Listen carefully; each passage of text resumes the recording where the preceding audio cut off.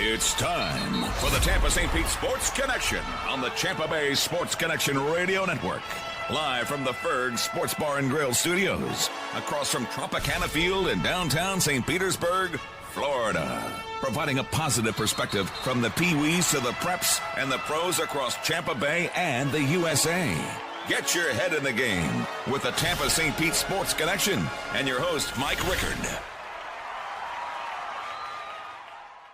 Across from Tropicana Field, right downtown St. Petersburg. Glorious day outside.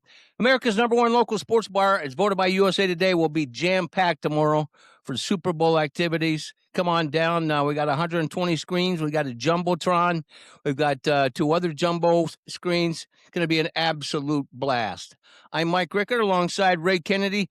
Baseball bets, Ben Botham, Brad Richardson will be in the house a little bit later. Our Body Armor Coca-Cola Studios conversation with Jefferson baseball. And Alex Reba's in the house to talk a little college hoops, a little Super Bowl. I'm sure he's going to throw a little NBA flavor in there as well. And then Riot Ross, he'll do a little rewind of last week's Bolts and what a thriller. Bolts and Bruins in overtime with a nice victory. Just a spectacular game, by the way. I'm not a huge hockey guy, but that was an incredible presentation, I guess is how I say it.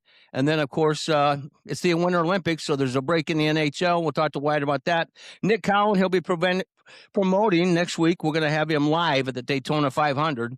And then Kenny Sims is in the house. He's a Kenny Sims, senior, former Wisconsin Badger, Green Bay Packer, and Minnesota Viking. And he also now is heavily involved at IMG and other high schools as a consultant. And a lot of pressure on you today, Ben. Yeah.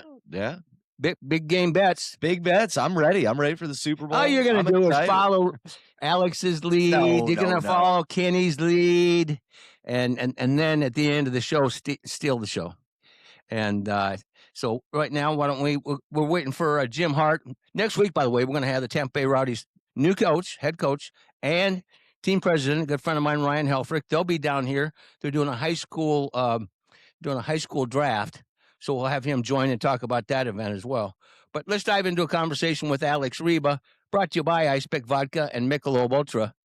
Welcome back, my friend. How are you? I'm great. Just like you said, we're in the peak of sports, I'd say. You didn't even throw waste management up there. Now you're the golf guy. I'm a golf guy, and I love the waste management.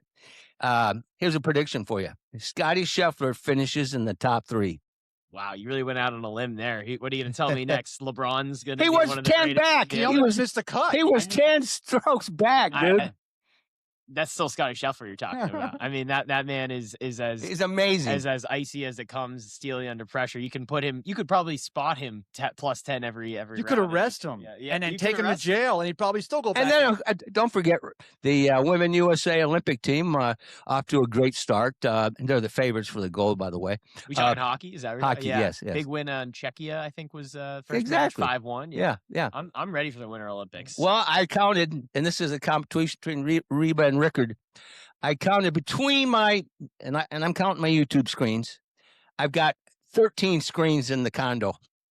13. What do you got? 13 is more than I have. I have the big 4 in my room. But yeah, well, I have that. But are you talking? Is the multi-view counting as? Yes. Well then.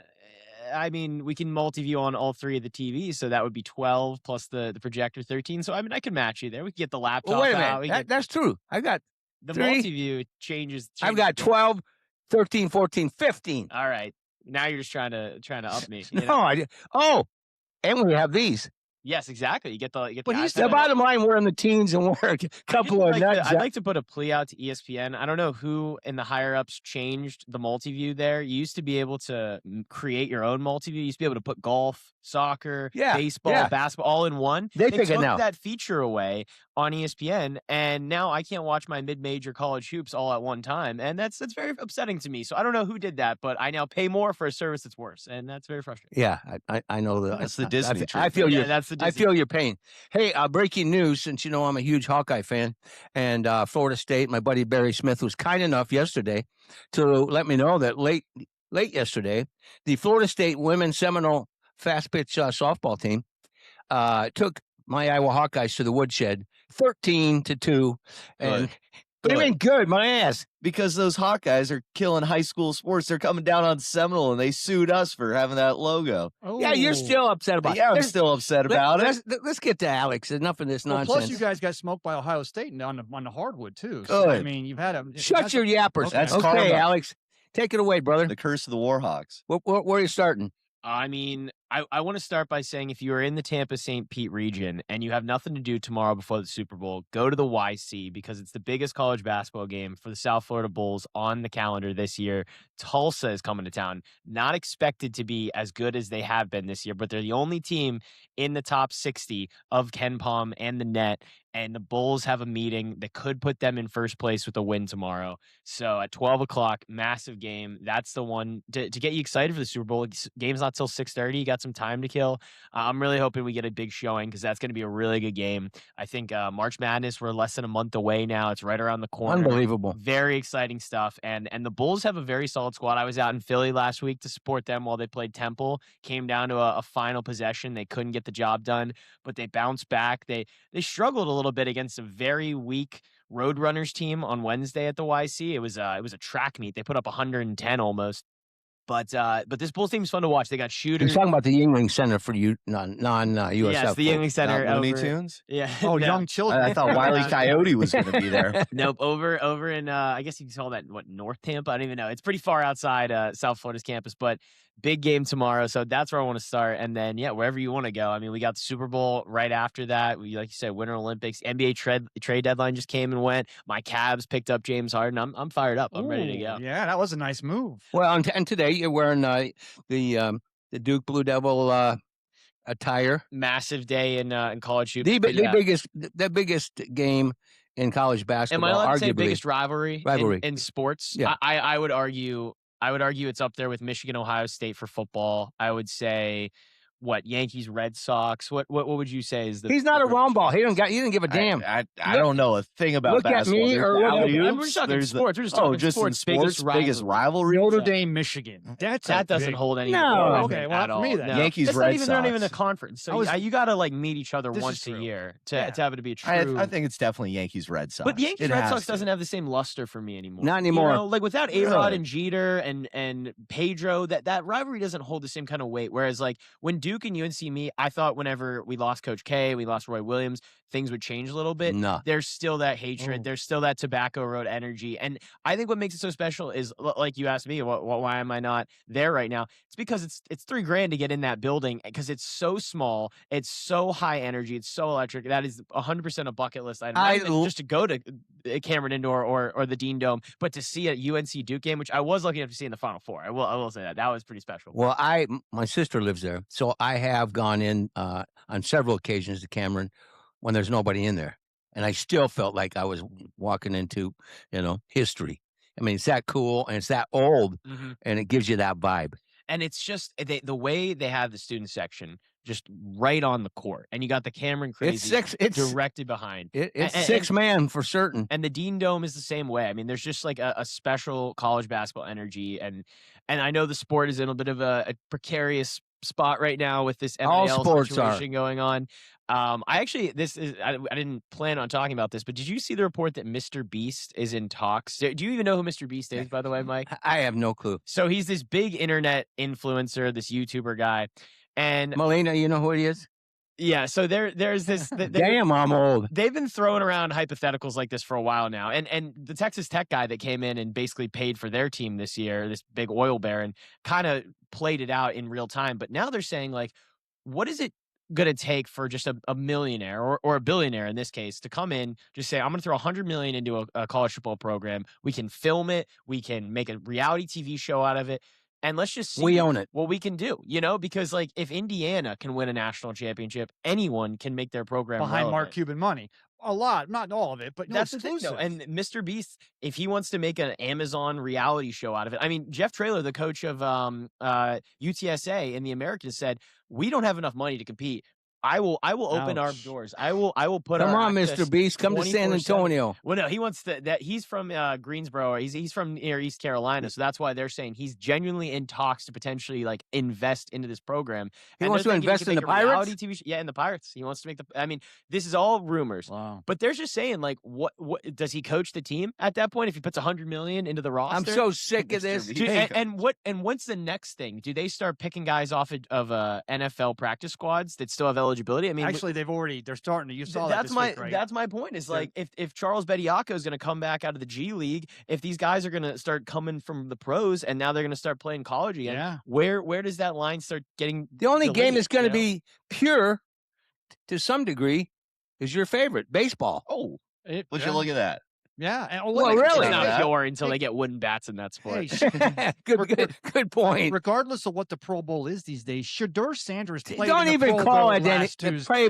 Pro Bowl. Well, It's, what it's is sickening. sports? And the thought about it, we kind of with Indiana and the feel good this year, the playoffs the best we've had maybe in a long time. But now you start putting a Mr. Beast or a Jeff Bezos or anyone whose ego might want to get out in front of a program. Bezos. Yeah, what do I know? He owns Amazon, right? I'm kidding. Mr. Beastos. But you put that in front of it. You're not only the NIL's already getting in front of the program, but now you've 100% taken them away. Forget even giving them an NCAA sanction. Call them semi-pro and throw them in the spring league because that's crazy. They need to figure it out. I mean, they keep waiting for Congress to solve all Congress their definitely needs issues. to step in. But it has to. No, it shouldn't be up to It happened for Congress baseball. to fix this, though. It's a collegiate-run organization. The NCAA has just no backbone. They have no spine. They're just letting this go on. Well, because the judicial branch keeps stepping in. Well, Judges because money keep coming keeps getting in. made, though. Money And keeps judges getting keep made. allowing it to happen. So Congress has to step and make some kind of law like they did for baseball. Congress wants to make money too, though. I mean, they're districts. What if you're District B and and the Pirates are in your district in San Antonio? Now you're against it. Now you're literally taking it to the politics when you're right. It's the NCAA. It's Super The Bowl NCAA Sunday. needs to figure That's their stuff weekend. Let's talk about okay. Fair enough. let's talk about some 4.5. positivity. 4.5. 4.5. Yeah. Seahawks favored. 10-0. Started at 7.5, 5.5. didn't it? No, No, it was 4.5. absolutely not. 4.5 Was was it the start. 4.5? Yeah, always 4.5. Oh, that was the pro championship game between San That Antonio was and that Denver. that was the Pro Bowl. I don't think they gave odds on that one. Why the hell would you? But no, yeah, I think it's gonna be a great game. I definitely no one had these teams when we started the season. I mean, I think they said these are two of the longest odds teams to meet in a Super Bowl in quite some time. I mean, you got let's start with this. Drake May, should he have been the MVP? No. Stats were pretty close between him and Matt Stafford, and the votes were very close too. I did see someone voted for Justin Herbert. I'm not sure why they threw their vote away. Because I think it was 24. It's the to Patriot 23. block thing. Right? Belichick's not getting in. May's not getting in. That- MVP. Brady's not getting in. That is Yeah. a different era, Yeah, we'll but see yeah, that. no. I mean, I still think it was a valid argument. It kind of came down to Matt Stafford just being a lifetime achiever Yeah. versus a young guy like Drake May, which I don't always necessarily agree with. It comes back to the NBA. I felt like LeBron there for a stretch should have been MVP every single season, but they gave it to somebody different, somebody who maybe hadn't won or maybe was more new to the scene. Kind of felt like they did this with Stafford, where sometimes the guy gets the Oscar years later for a movie, even though that wasn't his best. No, movie. That's So, why You know, MVPs don't matter. They don't. None They of really that. don't. People are like, well, he deserves to be in the Hall of Fame because he's got 12 MVP. Who cares? It's not a real superlative. It's not a real award. It's hocus pocus. I don't care about it. It's fair enough. It's just I think it's an interesting argument considering Drake May has played very well this season. No, you're right. He's gotten this team to a place that I don't think a lot of people had. I mean, Mike Vrabel came into a tough situation. The Patriots, I wasn't going to say we're dead in the water, but under their 1 year with Antonio Pierce, they were not a good organization. And Vrabel completely instituted his culture. I still cannot believe the Tennessee Titans let him walk out of the building and thought they were going to find someone better, because what he did with that organization, I mean, he got them to the playoffs with Ryan Tannehill. Okay. Right. And they let him go. And I really thought Drake May was talented, but I did not see him being this talented and so early on in his career. And it's not like he's playing with great weapons. I And think, confident. yeah, very. I mean, but his ability to run too. He almost had 500 yards on the ground this season, and his offensive line is not great, and his weapons are solid. But if we're talking about who has more talent, more blue chip guys on the field on Sunday, I think it's the Seahawks. I mean, you look at on the offensive I'm side of the Seahawks all the ball. way. You're Seahawks all the way. Would you lay the 4.5? Hell yes. It's a pretty big number to lay, especially In when the Super Bowl. when the Patriots have kind of proven people wrong. They're also finally getting to play in a warm climate. I mean, they've been playing in some tough weather in this playoff stretch. So On the I'm road. curious to see how that will change. I mean, even Foxborough when they played the Texans, that was a rough, sleet, brutal. cold game. And now we're gonna go out to Santa Clara. It should be warm. It should be nice. The Seahawks have looked great all year. I saw a stat they're 10-0 when they've turned the ball over one time or less in their games this year. I love his story though, Sam Darnold. Oh, how can you not? I mean, I thought he was a chump after getting cut, and people moved on. underestimate how important it is to go to the right situation in the NFL. And you have to have good coaches around you, and you have to have a good organization, because there has not been a successful Jets coach or quarterback in quite some time. I mean, Really? the most successful one just got arrested last year for, off the field incidents, which we don't need to get into, but Vinny Testaverde? yeah, no, Who was the last Jets no, don't put his successful name in there. quarterback? No, Mark Sanchez. They were an AFC championship. The butt fumble. The butt fumble. I was Yeah. gonna say it's not good when your Joe claim Namath. to fame is that Nobody will arrest Joe Namath. I was -50 whenever that guy was playing. Well, he had a so- nice piece in SI this week, so go ahead and read that and those Super Bowl history. But you're right. I mean, the fact of the matter is, the Sam Darnold experiment, he's still the first quarterback from the 2018 class that could win that that championship. is fascinating. But don't forget, the Buccaneers have two dogs in this fight. You know why? One is because to this day, we still have the only quarterback in the history of the National Football League who started and won a Super Bowl with the number 14. Anybody guess? Brad Johnson. It's an oldie. Also, Love Brad Johnson. Baker Mayfield's going to be the first quarterback from the 2018 that wins that championship, because the Patriots are going to beat the Seahawks tomorrow in Correct. Santa Clara. Correct. Wow, you're both on the Patriots. Oh, Yeah. absolutely. Gotta go And, big and money. what is the logic behind that? I think that they've had a fairly easy road to the Super Bowl right now. The guys are kind of rested. They haven't really been fighting against. I mean, look at the Broncos. You're going against a team that's missing their star quarterback. They're not having to put out as much, and I'm thinking that a lot of people are sleeping on them. I think that this is a trap game from the casino people who obviously control everything. They're the Oh puppet my God! Here we masters. go. You have to look beyond it. It's 4D chess. I didn't know the tinfoil hat. college I'm football's jamming gone to it. hell, and now the electrocuted. bookies are controlling the mobs back. Of course, we never went away, Mike. We. Did you just out He's yourself there? Italian. Yeah. He's Italian. Now, since you asked, Good though, people. I'll give you my angle on this one. If it's a clean, true game, obviously the Seahawks and that Mike McDonald, that team can roll. But if it's and it's not going to be, but if it's at all moist, I'm not sure what the weather calls for there at Levi Stadium, but I really think that this Mike Vrabel team is going to bite him in the kneecaps on the way down and catch him on the way back up. And if they can bring back because that's one thing Bill Belichick always did. The Patriots always took away your best player. If they stop that Seahawks ground game and make Sam Darnold have to start looking for ghosts, there's a chance that the Patriots could get this one. It would have to be an under, and they're going to win by 3. I think it's definitely going to be a low scoring, grinded out kind of game. Yeah, so let's 'cause that's let's what talk. the Seahawks Let's play. talk about prop bets and Prop over and bets. unders. I think I saw plus 165. Yes, Cardi B wears a Stephon Diggs jersey. Do you know who Cardi B is, Mike? I know who Cardi B Okay, is. He's not that I know old. Okay. jackasses. Dating- Sorry, I don't know who Mr. Brutus is or Brutal or Mr. what. Beast. Oh, I forgot to tell you, they want to rename it Beast Carolina instead of East Carolina, too, which is good branding. Oh That's good my branding. God! But no, back to the prop bets and back to the Super Bowl. No, I think that Take me back to the '70s, God. I think that I am on the Seahawks. It feels so square though. Like their Like me? defense. I don't want to lay the points with them. I probably don't even want to bet on the game just because it does feel like a trap. It feels like the Patriots have played a weak schedule and they aren't that good. But there's just something it's still scary to lay points with Sam Darnold until you see Sam Darnold win a Super Bowl. The one game I keep returning to though, because again, we watched Sam Darnold. He walked out the door of Minnesota last year. They thought they had a better situation with J.J. McCarthy. I don't blame the Vikings that much for looking at a guy on a rookie deal I don't care about and the saying we Vikings. can spend elsewhere, because Sam Darnold played really poorly down the stretch in that playoff game and that Week 18 game, which could have won them the division. But this year, he's stepped up. He's played great. I mean, in that Rams game, he legitimately went, shot for shot with Matt Stafford, who was the MVP of the season. And I know they were at home. They had the 12th man behind them in Seattle, and they're not going to have that necessarily here in Santa Clara. And that defense has been special all year. But when Sam Darnold's taking care of the ball, and he's found Jackson Smith and Jigba, who I think is probably the most electrifying wide receiver in the game right now. I mean, he's more you know, he's. Did you hear Tom Brady? Actually, he made a fascinating point during that NFC Championship game where he said that he has this ability with his shoulders to get on a plane at in an angle that DBs are unable to cover him. And I thought it was such I did pay attention to interesting analysis. Go back if you look up Jackson Smith and Jigba and Tom Brady's analysis of why he's able to create so much separation from opposing DBs. And I think the Patriots secondary has been really strong this year. It's been one of their best parts of their defense. Their D-line hasn't been necessarily that successful at getting pressure on the quarterbacks at times this year, but their defensive secondary has held up. Carlton Davis. Yeah, and Carlton Davis is going to get a penalty. That's Bill Simmons. Yeah. That's Bill Simmons.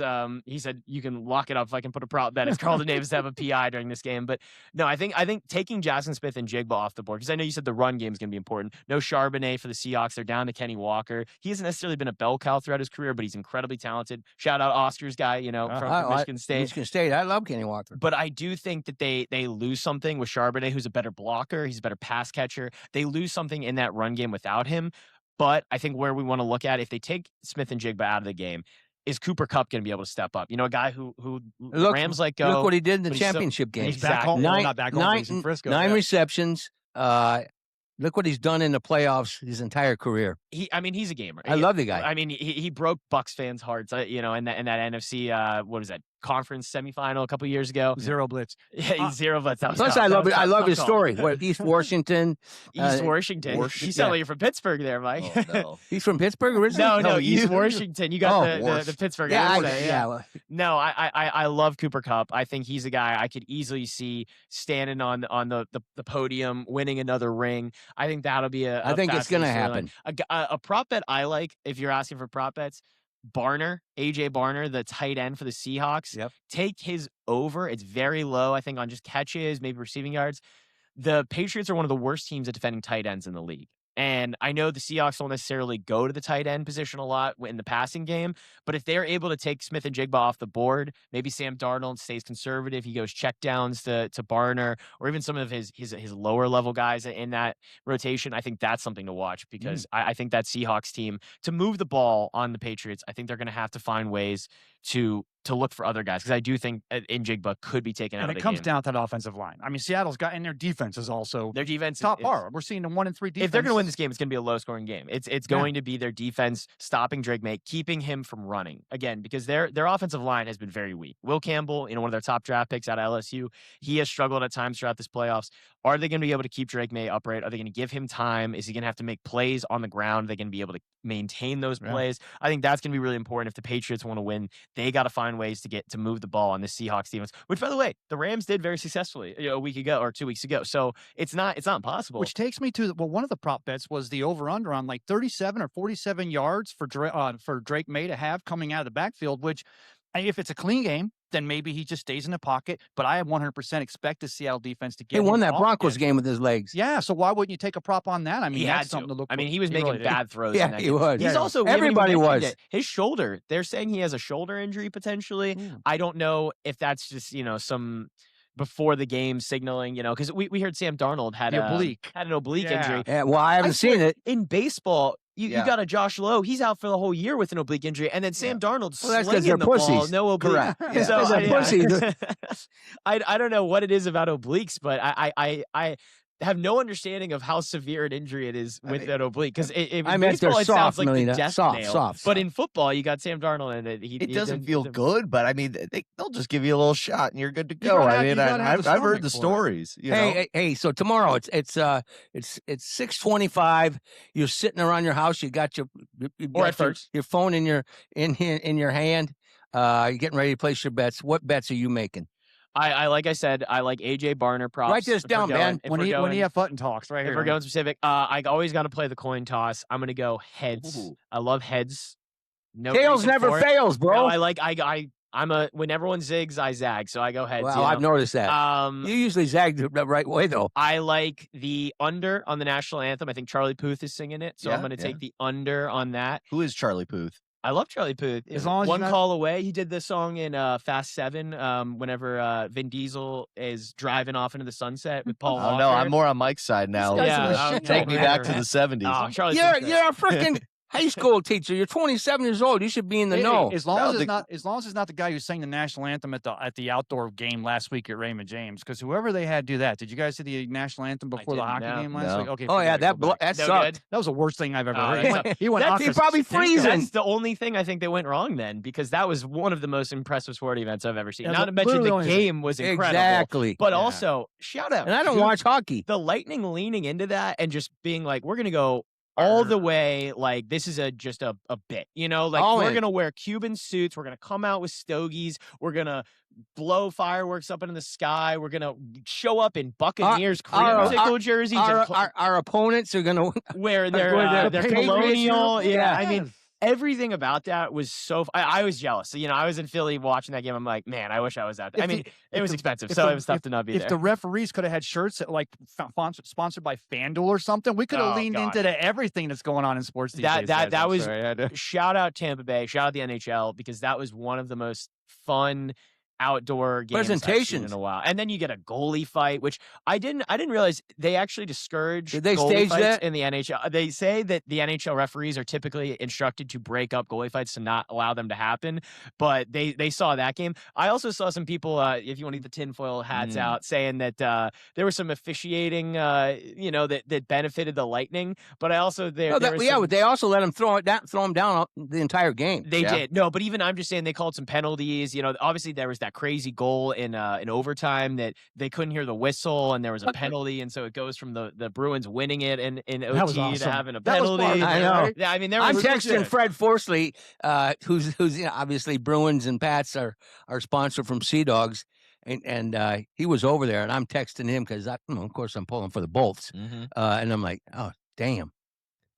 There you go. That was a absolutely phenomenal affair, and leads right into the Olympics. I'm so excited for Team USA. We got a great squad going over there. Biggest squad we've ever had. I don't know if anyone 224 athletes. I mean, that Canadian team is insane, but I'm very excited for the Olympics. First game Wednesday, Sweden. Ray, push that USA have more prominent into we gotta get it in there. Come on, man. We got Victor Hedman. God bless America, baby. Are playing for Sweden against Finland on Wednesday. Of course, you know that Sorelli and Braden Point won't be going now because of injury, but Coop's still coaching that Canadian team.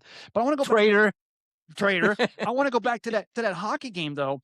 When we saw him adjusting it in the stadium, and we've seen stadium series before, was this not the first time? I mean, of course, the pirate ship and then Gasparilla, but the way they shot it, did you notice between the first and second period, they went into a tighter shot with just the ice so you didn't lose the puck like they were doing? Yeah, they were making adjustments on the fly, and hats off to ESPN for buying in and realizing we can make the stadium series work, and we're not going to see it go away anytime soon. No. Which is a good also, does Gary Bettman control the weather? Because how did they get the coldest game in the history of Tampa Bay? It's cloud seeding. It was outrageous. Did you see him coming out of McDill?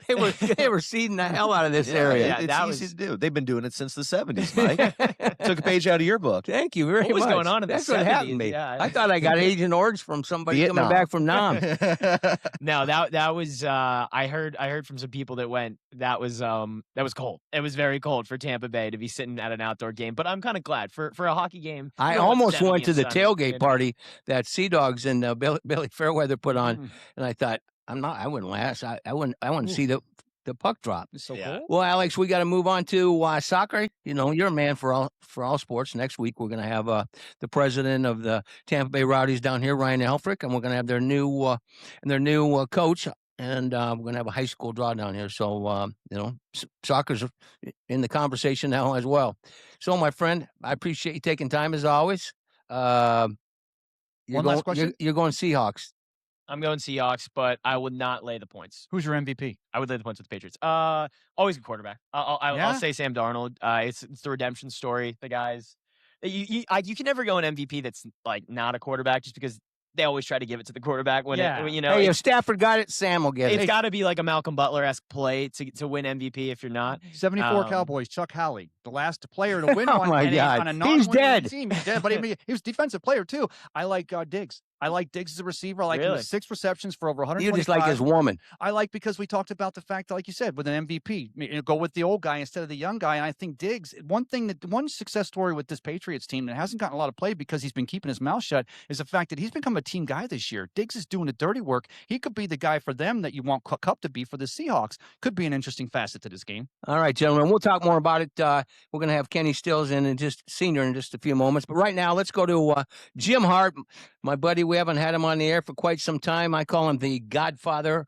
of high school soccer. Clearwater Central Catholic. I don't know. I think, he won, 7, 8, 9. Who's counting when you're kicking butt like he was state championships? And he's now the president and the founder of the Champions League here in high school in the Hillsborough and, of course, Pinellas County area and across America. He's expanded. How are you, my man? What's happening, Mike? How are you guys doing down there? Well, we're doing superb, and we've got a new setup now. We're video streaming everything on YouTube and Facebook, TikTok. Still audio on our flagship, of course, RadioStPete.com and Florida Sports Stream. So plenty of platforms for you next week when you guys come down. Can't wait. We'll have you guys on about 1:00. But let's talk about next week. You got your champions draw, and you're bringing a contingency from the Rowdies down, and we look forward to that as well. Yes, we've got Ryan Helfrich, the president. Ryan, Dominic Cassiato, the new head coach of the Rowdies, will take part in our draw, following in the footsteps of Neil Collins, who did it 3 times when he was here. Neil's out in Sacramento now, and Neil's actually putting us in touch with some high school coaches out there to spread this word of the High School Champions League. We're also going to have Leo Fernandez, who's been in with you a couple of times. Recently retired, Rowdies legend. He's now on the Rowdies coaching staff. I love him. Yep, Leo's a great guy. He's going to be down there to help us. Great Jimmy kid. DeNoble, the head coach, our former head coach at Eckerd College. He was in the inaugural class of the Tampa Bay Soccer Hall of Fame, which was just selected in the past 6 months. Tampa Bay Soccer Hall of Fame, run by Perry Vanderbeck. Perry's going to try to be there. He's got some coaching responsibilities Saturday of next week, but they're in a tournament. So he can't say yet whether he can be there or not, but he's going to try to be there. If he can, he will. If he can't, that's okay. We've got high school coaches coming. We've got the Concha Kings Instagram site will be there. So, Mike, we're gonna do it again. It's our 8th Champions League draw. The defending champion is Palm Harbor. Some great stories there. Only the second time a public school has won the Champions League. The same coach who coached Eastlake, the first winner, and Palm Harbor, Thurston Johnston. He's the one of only two-time winners of the Champions League. So they'll be defending that title. It's going to be great. Well, we're looking forward to it, my man. Hey, you got a little cold there, or do you start smoking cigars I didn't know about? No. I'm just getting old. I'm just getting old like you, Mike. I don't know what's going on with my voice. Yeah. Too many times yelling at kids. We came up in a Too many years of where, winning state champions. well, I was lucky enough to be a part of 6. We 3 times our teams lost the state championship final in overtime. So we were close 3 other times. But I was lucky enough to be a part of 6 over there at CCC. Some great years. Loved it. All right. Well, we love you being involved in our world again. Looking forward to the Rowdies coming down. That's next Saturday. Of course, their draft starts at noon out back. And then at 1:00, we'll have between the, like we say, from the preps to the pros, we'll have high school coaches on. We'll have the coach from the Rowdies as well as Ryan, our buddy, the president. And now they have new ownership, and we'll see how they handle the world of soccer. They've been in baseball. I don't think that any of the owners had been involved in soccer, and so that ought to be quite a transition. But hopefully they pour some energy and money into the Rowdies too. Well, they may see value in this Champions League idea too, and I think it could cross over into other sports. All right, brother. Look forward to seeing you next week. We started doing this in 2023. I'm looking forward to it. Now I'm really looking forward to this because people tire of me and my passion, love for the frozen tundra of Lambeau Field in Green Bay, Wisconsin. And thanks to Adam here and Fred Forsley, Kenny Steele Sr. came into our world, and he joins us right now. What's going on, brother? Another day in paradise. It feels like Wisconsin down here right now. Yeah, my ass. I'm from Iowa. I know what it feels like up north. Was that your brother over there with the Hawkeye t-shirt on? That's a brother from another mother, but yeah.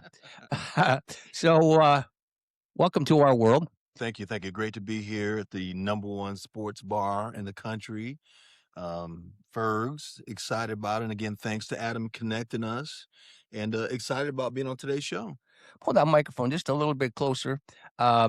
Now let's talk about you. You grew up in California, so you're a Cali kid. Yes, sir. So born and raised on the military base there in Oceanside, California. My father was a military guy, so that's where I get all my OCD-ness from.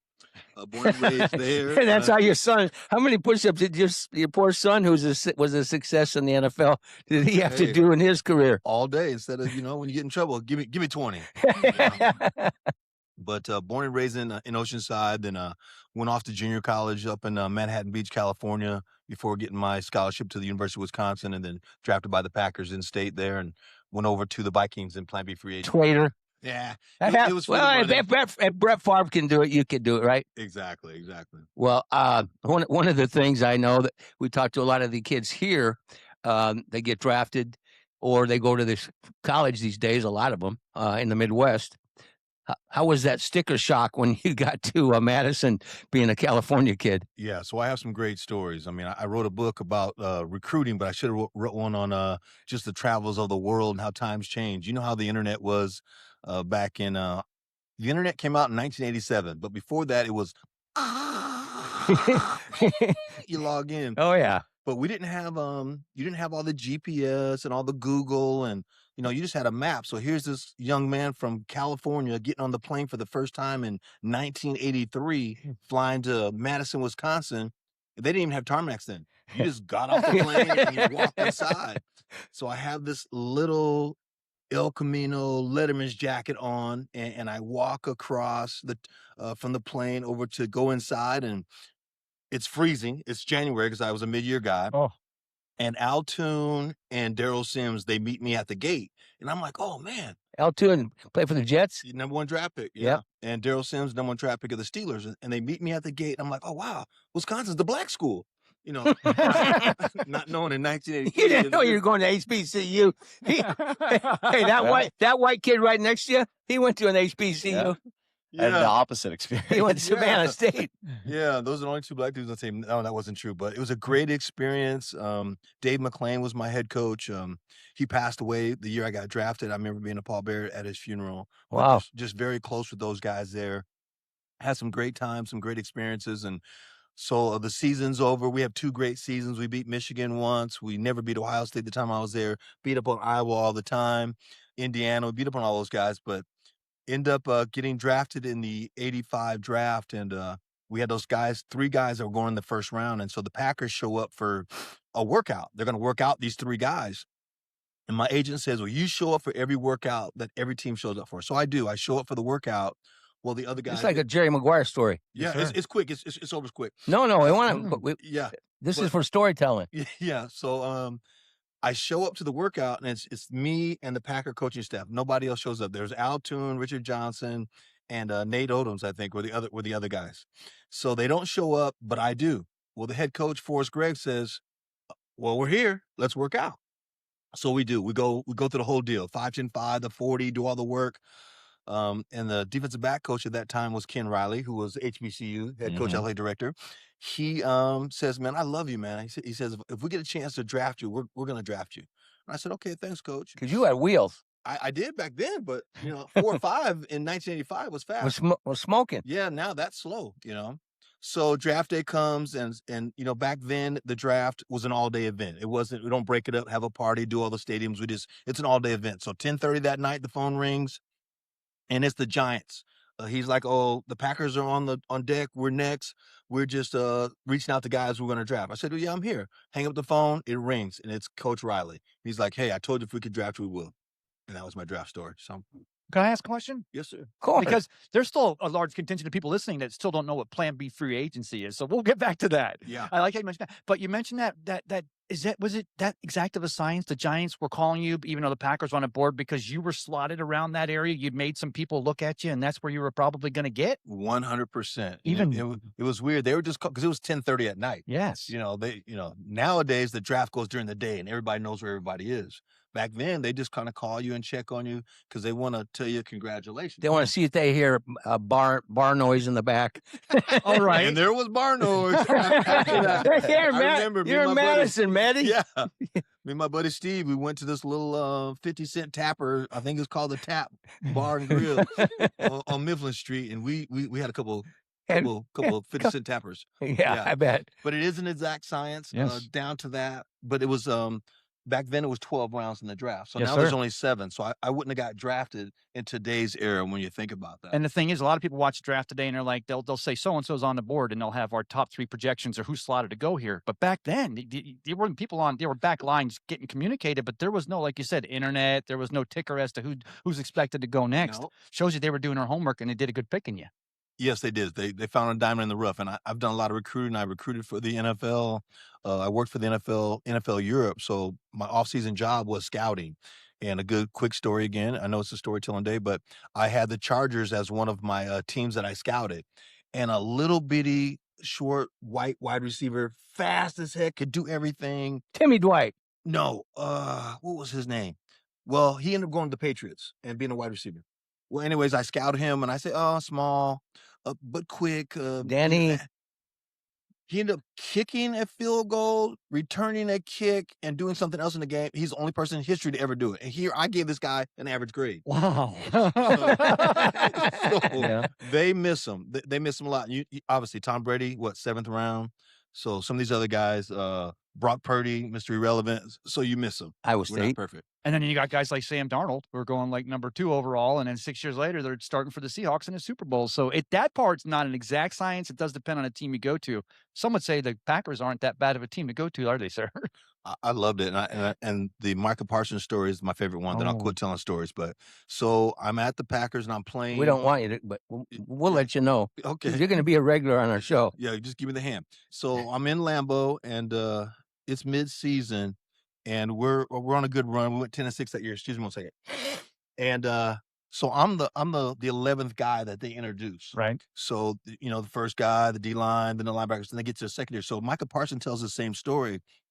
As I come out of the tunnel, I'm the 11th guy, and the crowd is roaring. They've said Brian Noble, Mark Lee, free safety, and then they get to me, Kenny, and I'm running through this tunnel to come out, and it's just like you're floating. Oh my God. The crowd they're roaring so loud. You're just running and they're dapping you, but you don't even know. Wow. Because it's just that aura, that feeling that you get running into Lambeau Field. You may run into Philadelphia Stadium or Bear Stadium or whatever, but I'm telling you, running into Lambeau when it's 30 below through that tunnel and those fans cheering like that, it warms you up. You found some winter gear by then too, right? I'll share a quick story and then we'll move on. We'll talk about your book and then we're going to bring you back at 12:30.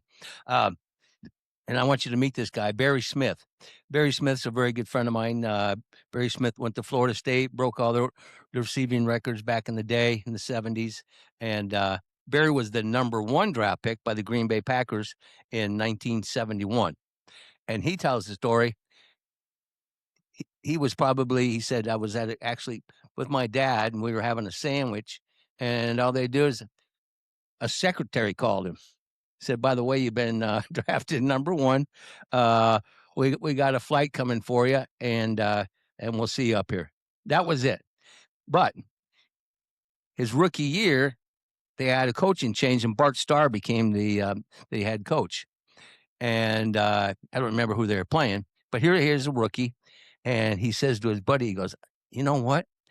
We're going to get on the front cover of Sports Illustrated. So what? He goes, I know Sports Illustrated is going to take a picture of Bart leading the way through that tunnel, and we're going to run right alongside him. And then they might kick our ass out when we get out there by the field. He goes, but we're doing that.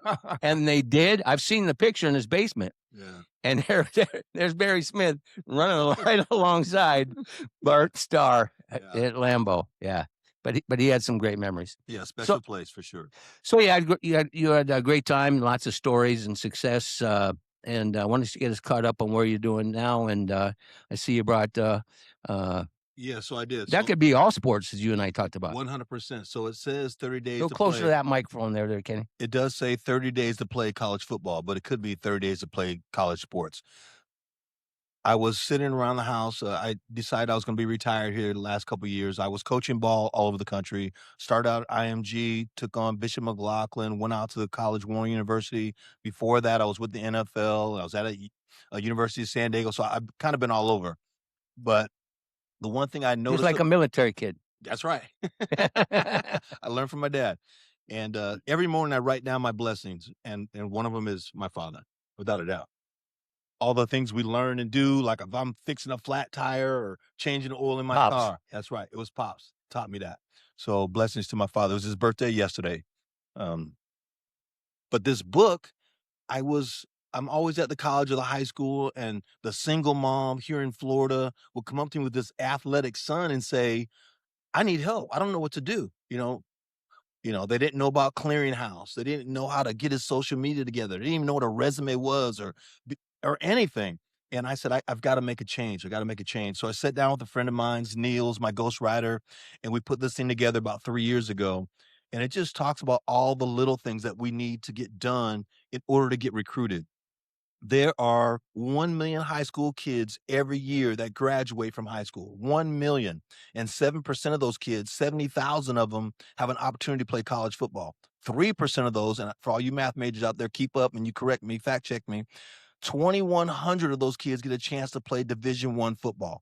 Of that, there's a couple of small numbers, a 2% number that plays Division II and a 4% that plays Division III because of the academic part of it. Don't forget NAIA, baby. That's right. I was there at the NAIA. So it's just an opportunity for these kids to help themselves. I always talk about getting to the 7% club. If you order my book, which you can go on Amazon and order, just type in 30 days to play college football. It's going to walk you through the steps to help you get off to college. It's a tough landscape right now with NIL. Brutal. Yeah, NIL, junior college rule, 5 for 5, everything that's going on. If you're not the best of the best in high school, and you have them here on your show, if you're not the best of the best, it's going to be hard to go off to Division I football. Or basketball. Softball, especially anything golf, right now. Yeah, anything. Because what happened was they put a cap on football numbers, 105 football players on every team. So now Alabama can't have 225.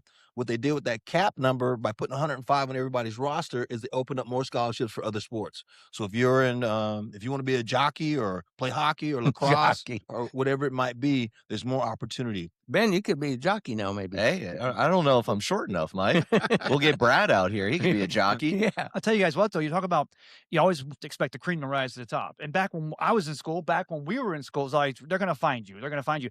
Nowadays, with all the different divisions, all the NIL and the transfers and stuff, it behooves you not to be able to put a plan together, to have in a resume, not just a resume for college sports, could be a resume for life. Sounds like the plan you're putting down here is a plan that can be followed for any facet of life, just doing the things in proper order and getting your head in the game. 100%. When we say sports are a lot like life, and I still tell the little Pop Warner kids or the youth kids when I'm around them when they make a mistake, I say, hey, brother, welcome to life. You're going to make a mistake, but now how do we respond? Do we stay down or we pop up? You know what I'm saying? Yes, So, sir. and then team builds good camaraderie. It's just like you guys working together every day. We have to have that good camaraderie. We got to have faith and trust in each other and respect for each other. And sports teaches that. A lot of guys, when they retire from their sport, baseball, football, whatever it might be, they become great leaders, great general managers. You know what I'm saying? Great boss, because they know how to lead. They know how to bring teams together. They're not overworking people. They're making sure that they're happy at their job. Yes. And so it's just what sports is. And my book, again, helps these guys get it done right. I want to be able to go to your social media page, because recruiting nowadays is on social media. They're going to go to your X site or whatever Your those other ones Instagram are. or something. Yes, sir. And they're going to look. That's your resume. We always say that what's the resume website online for adults? Right. That's where when you get a job, they're going to go look at your resume. They're going to see Indeed. Indeed, 100%. That's your resume. When people want to look up who you are, they Yes. go to Indeed. So we got to make sure that if I want to find Jim Smith, I can type in at Jim Smith or at Jim_Smith and not big fat Willie Sackmaster, which is who I'm looking for. His own personal page, but this is the page he's doing business on. Yeah, and so I love the fact you got to mention it's not just for athletics. The reason why we love all sports and all scholastic stuff is that when you're teaching athletes, you're teaching the leaders of tomorrow, they're also learning how to bring everyone else with them. That's what a leader does. And that's what we're talking about at the end of the day here. I'm going to be reading this book real closely, sir, and I'll get back with you and let you know what I learned. I'm sure there's a lot I still got to get to. 100%. I'll send you the link so you can do a review. We love our reviews. But again, it's all about the kids knowing the next step so they can get where they're trying to get to. We all need to get our education. It's important that we do, and it's just a challenge without it, so we have to do that. You're listening to the Tampa St. Pete Sports Connection, watching the Tampa St. Pete Sports Connection live from Ferg Sports Bar and Grill, America's #1 sports bar. It's rated by USA Today. And, of course, tomorrow, this is the place to be. I don't care. There's nothing in Hillsborough. There's nothing in the 5-county area for our Super Bowl party like there is down here at Ferg Sports Bar and Grill with the new Jumbotron. We've expanded the number of televisions to 125 now. We've expanded. If you were down here last year, you won't recognize it. We got enough bars to take care of everybody. They were expanding today, Mike. Yeah, they're getting ready for Grand Funk Railroad out back tonight. There's a concert, a sunset concert, and then we have the Super Bowl tomorrow. So you're right. They're just constantly There's expanding. nothing to do in downtown St. Pete. Why would you have a baseball team down here? Easy now. Let's talk. No. Don't get me started. My blood's boiling. That's for second hour. That's for second hour conversation. Wow. Second hour conversation. I just want to go through the tunnel. I just heard about the tunnel. I want to go through Oh, the tunnel's fun. Well, that ain't nothing like Green Bay, brother. No, sir. Don't get all pumped up.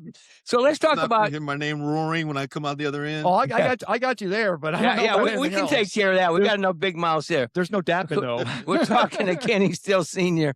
And, of course, Kenny Stills Jr. had a great career.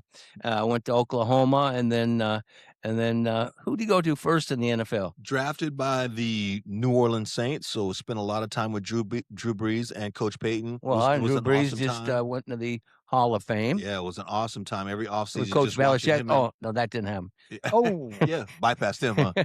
But I used to watch Kenny and Drew in the offseason work out, get their timing down, and I teach a lot of the wide receivers that I work with now. A lot of the stuff I learned from Drew Brees on footwork. The kids all think about it's inside foot up, but the Saints were a big step team. 3 steps get you 5 yards, 6 steps get you 10.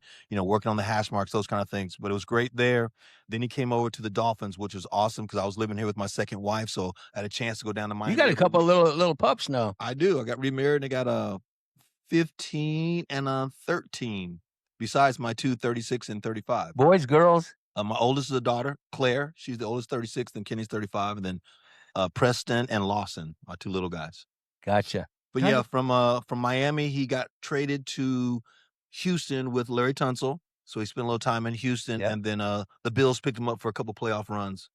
And I tell you what, years later. Your son, Kenny Stills Jr., he was the OG digging smooth receiver for that Sean Payton offense they had there, and I love the routes he ran. He reminded me a lot of, in retrospect, of Mike Evans to the Bucs right now. The way he went up for that ball and what he gave Drew Brees as far as that reliable set of hands out of the offense. So, I mean, when Mike told me you were going to be down here and your son, I'm like, I can't believe it. This is a guy I was literally watching play 5 minutes ago. So thank you again for being out here and making me almost cry about the Lambeau Field story. Hey, there's no crying on this show. No crying in football. I know, but when you talked about walking out, and I mean, that's escort him off the grounds. I felt that passion because it was something special. Like I say, Michael Parsons the same way. He was like, man, there's nothing like That's what I loved about the whole thing with him going there from the Dallas, because it was a team that not only appreciated everything he had, but it gave him a chance to go back and enjoy the game like we knew he did at Penn State. Loving that Mike is there in Green Bay. Yeah. Hey, Kenny, we got to switch gears real quick and talk a little Lightning. You live over in that area, and I don't know if you've been to a Bolts game yet.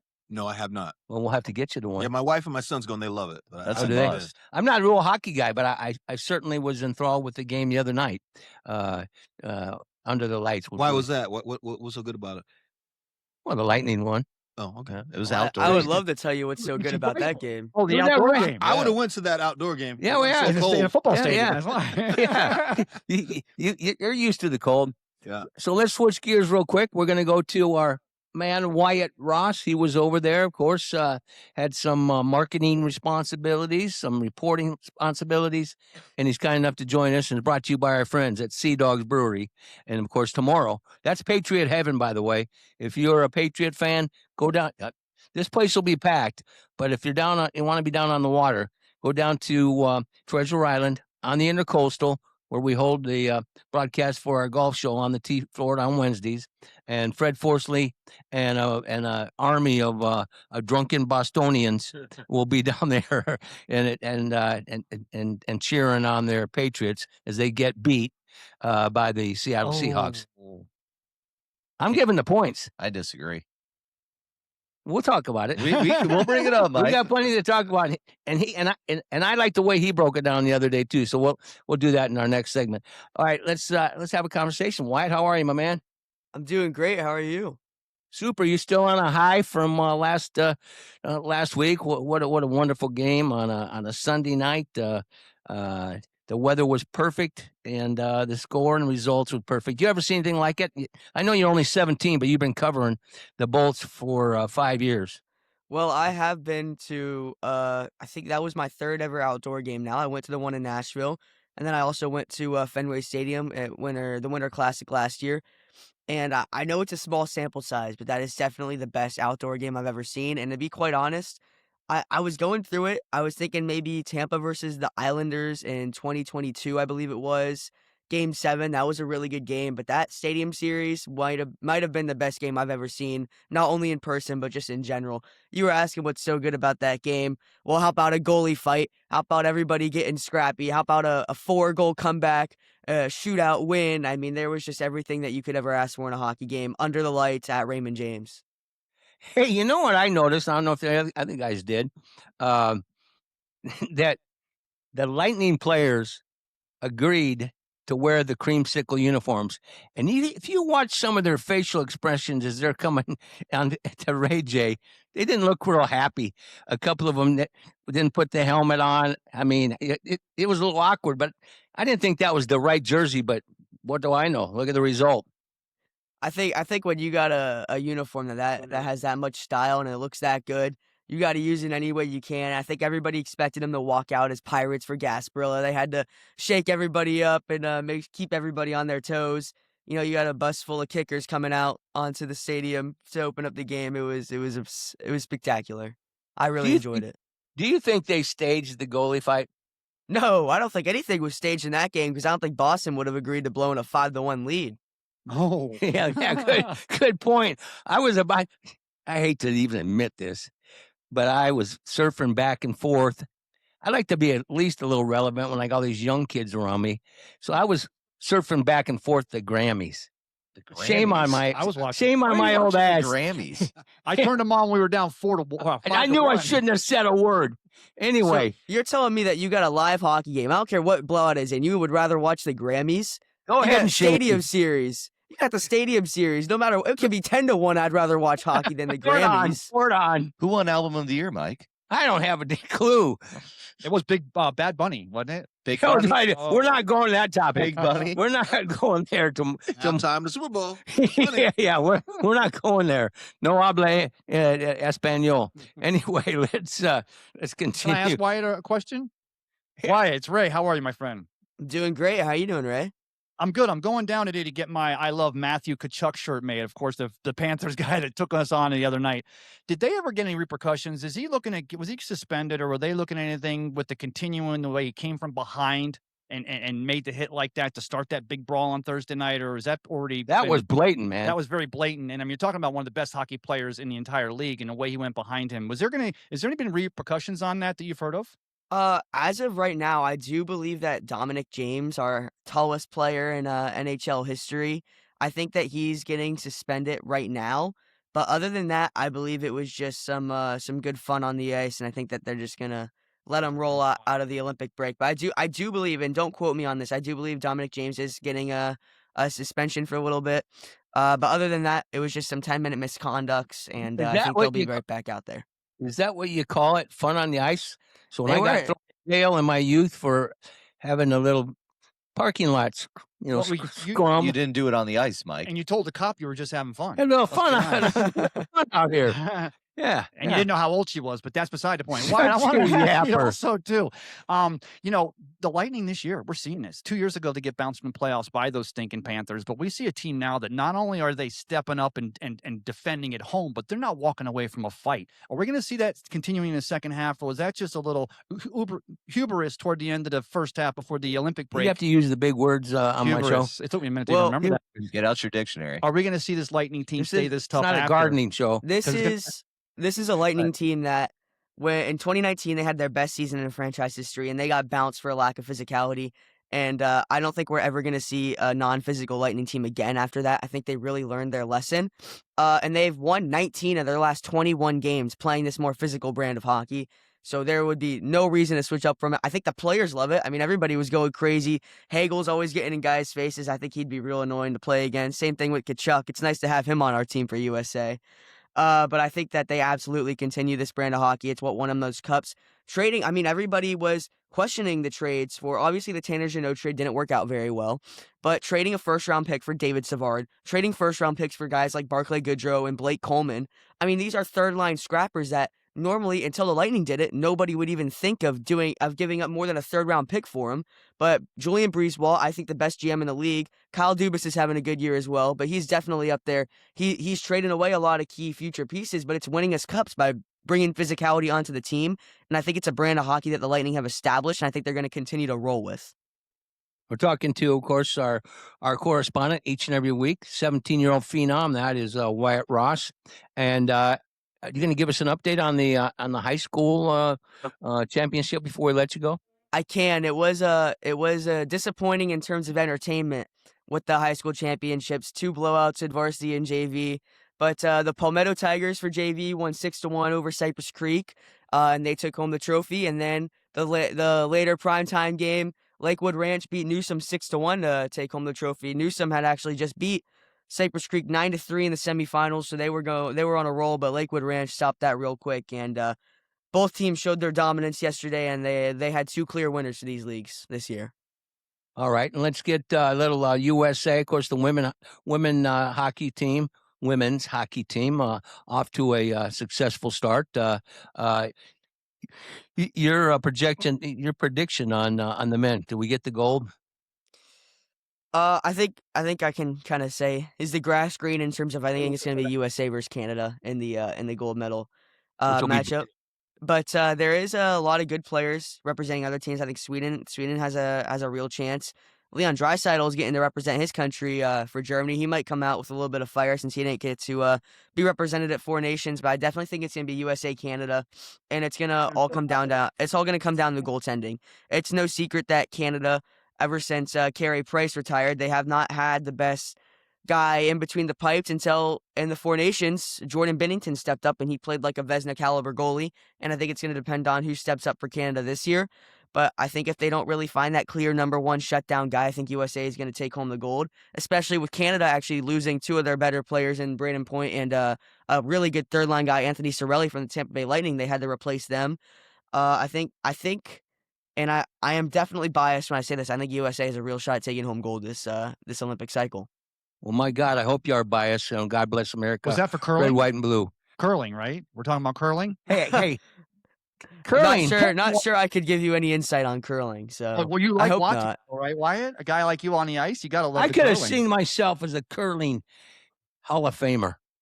I'll tell you this: when I was playing at youth rinks, I think it was Advent Health Center Ice, and I saw these big dots on the ice. I was like, "What the heck is this for?" And I learned it was for curling, and I think I've had a little bit of a sour tongue towards curling ever since then. So, all right, my man. Well, we appreciate you each and every week joining us. And when are you going to join the set so you can come down here and be on our new video streaming? We need youth. We don't need more of my mug when it comes to video streaming. We need more of the youth. And then we bring some 62-year-old cat. Looks like he's probably 40, and now I feel like I'm 1,000. So it's all that curling. Yeah, you were in Wisconsin, bro. Yeah, exactly. All right, my man. As you know, I like to talk about all sports, and I would say that I could give you some good commentary on all sports. So I definitely like to get down there soon and have a chat with you guys. You have an open invitation. All right, it's hour number 2. And of course, we're going to start out with our primetime preps, body armor, Coca-Cola conversation with the Jefferson baseball team.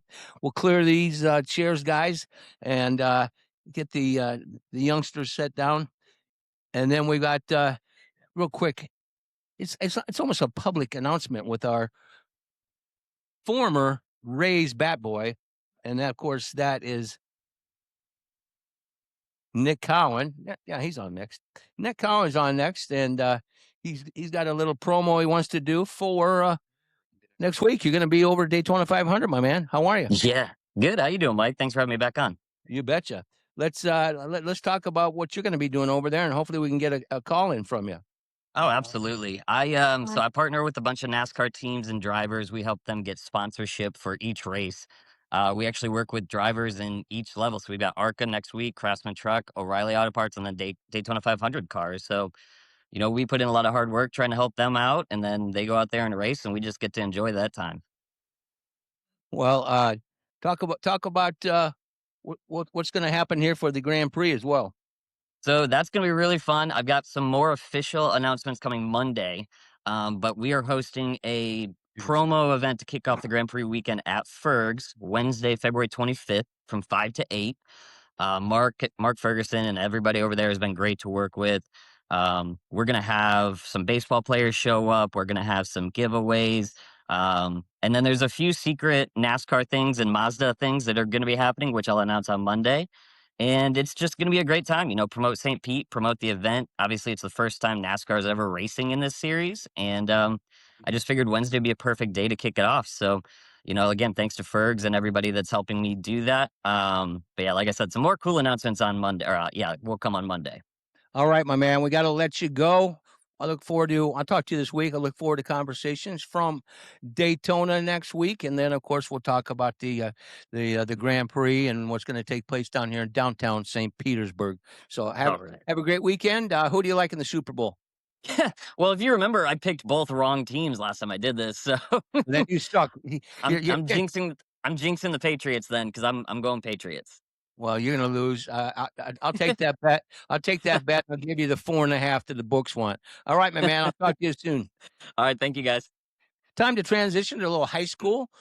Man, they brought the whole squad. Yeah, I tell you what, Thanks for coming across, fellas. I appreciate it coming down and joining us here on the Tampa St. Pete Sports Connection. Brad Richardson, of course, and Ben Botham. He's our baseball guru. We'll talk a little high school baseball, and I even like. They got their swag on. You guys look. You guys. I hate to say this. The other teams will be probably the best looking team we've had come down here so far. So far, Mike. I mean, hey, we've been doing this a long time. We've seen a lot. So yeah, so far so good. So all right, Bradley, take it away. All right, welcome here to the Coca-Cola Body Armor Studios here at Ferg Sports Bar and Grill, ranked USA Today's #1 local sports bar. Please welcome the Jefferson High School Dragons varsity baseball team. Guys, good afternoon. Good afternoon. There we go. I got more excitement here right now. So, all right. So, let's introduce you guys real quick. Just tell us your names. Coach, we're going to start down there with you. First of all, introduce yourself for us all listening. Yeah, I'm Spencer Nunez, head coach of Jefferson Baseball. It'd be my 6th year as the head coach over here. Wow. All right, go ahead, buddy. Go ahead and pick that mic up there. Introduce yourself. I'm Ethan Savignon, class of 2027. All right, next on down. I'm Caleb Cherry. I'm also class of 2027. All right, next up right here. Caden Johnson, class of 2026. All right, you're going to pass that right there. Go introduce yourself. My name's AJ Cruz, class of 2026. And right here, the guy right next to me. Jalen Watts, class 2028. All right. Well, hey, guys, of course, welcome. Thank you for being here. As Mike's telling you right now, speak up. Your parents, your fans, and all listening. Obviously, this is being video streamed right now, so you can watch it later. It's also be on radiostpete.com. So yeah, talk like you guys are on the field, guys. You're bossing people around. I know one of you guys got to be the captain that you brought out, right, Coach? All 5 of them. All five. We got our vocal leader right there, Caden Johnson. He's our catcher, so he kind of takes that part during games. But naturally, as a catcher does. Absolutely. Alrighty, so things have started off, guys. Off to a great start, of course. Just got preseason done. By the way, where did you guys play preseason at? If you don't mind. We're at home at Jefferson. We played CDS Carrollwood Day School and Tampa Catholic. All right, let's talk about Tampa Catholic real quick. Always a powerhouse, and also, but with that game, it came down to the wire and all that. Tell us a little bit about that game. It was definitely a pitching duel in that game. Who was the pitcher for that game, by the way? Ethan Savion. Oh, you were the main guy. All right, awesome. So take us through that. I mean, it was you and Sam, right? That were the main guys controlling that? Yes, sir. All right, so how it got down to extra innings, of course. How did everything change? How did everything change in the ninth inning? How to come in strong and how to trust Coach Spencer with pitches. So just really happy. How many pitches were you up to, by the way? Like he ended at 59. His pitch count was 60 for the night, so we kind of worked out when we walked it off in the ninth. So your arm wasn't totally dead yet, right? It wasn't totally jelly. I had way more. Oh, I know okay. the NCAA, or not NCAA, the FHSA gives you a couple more, but this early in the season, are you limiting guys kind of, working them back in? Yeah, we were at 60 for preseason. 60. Sam went over by 8 pitches, but we had the bottom of the order up in that 5th inning, and I let him finish it out. So 8, if you're 5 to 10 pitches over, we kind of let you go because right now we should be in shape to go a little bit more. We just want to make sure we're fresh for that mid-season tournament at Saladino, and then for the playoffs, when those start in April. So And we'll get to that in a little bit too. So let me ask you guys here: how many of you guys have been on the program for all 4 years? I mean, you got seniors here, but how many of you gone through Jefferson and all that? I've been here for 2 years. 2 years? Where'd you transfer from? I started at Plant High School.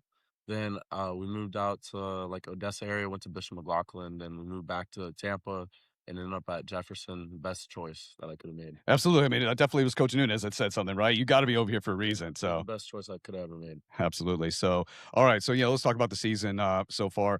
You're off to a great start right now. Everything starts next week. So, with the schedule that you put in line, Coach, one of the things I always ask Coach, I mean, obviously you're going to have district games you're going to play, but the other teams that you put into your schedule, what determines it? What brings you to those teams to say, yep, this is the best one I can put these guys up against? Well, Hillsborough County, we're kind of old school with our schedule making. So athletics down there, they put together our schedule and then they give us about 5 or 6 open dates.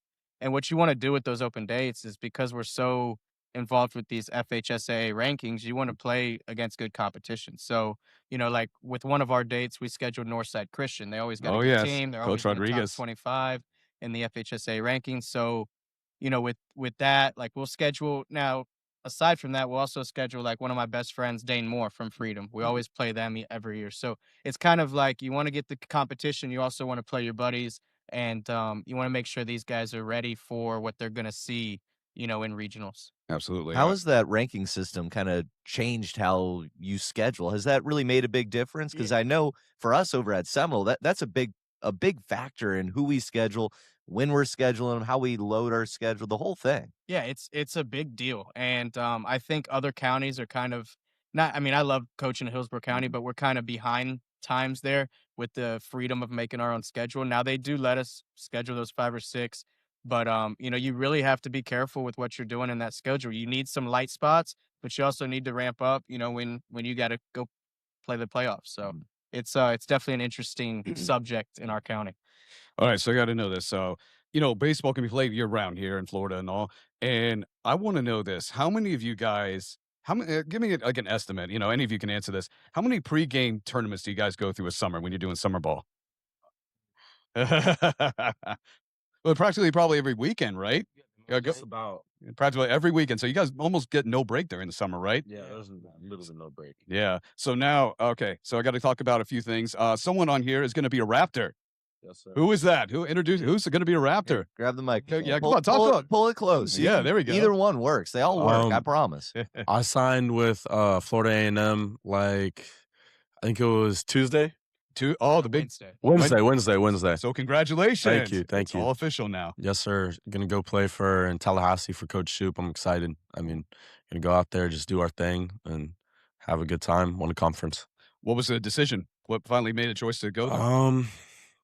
I really just felt like it was the best fit for me, an opportunity I could go there, have a chance to compete, start my freshman year, then just go out, ball out, and I feel like it was just a good fit overall on the coaching staff.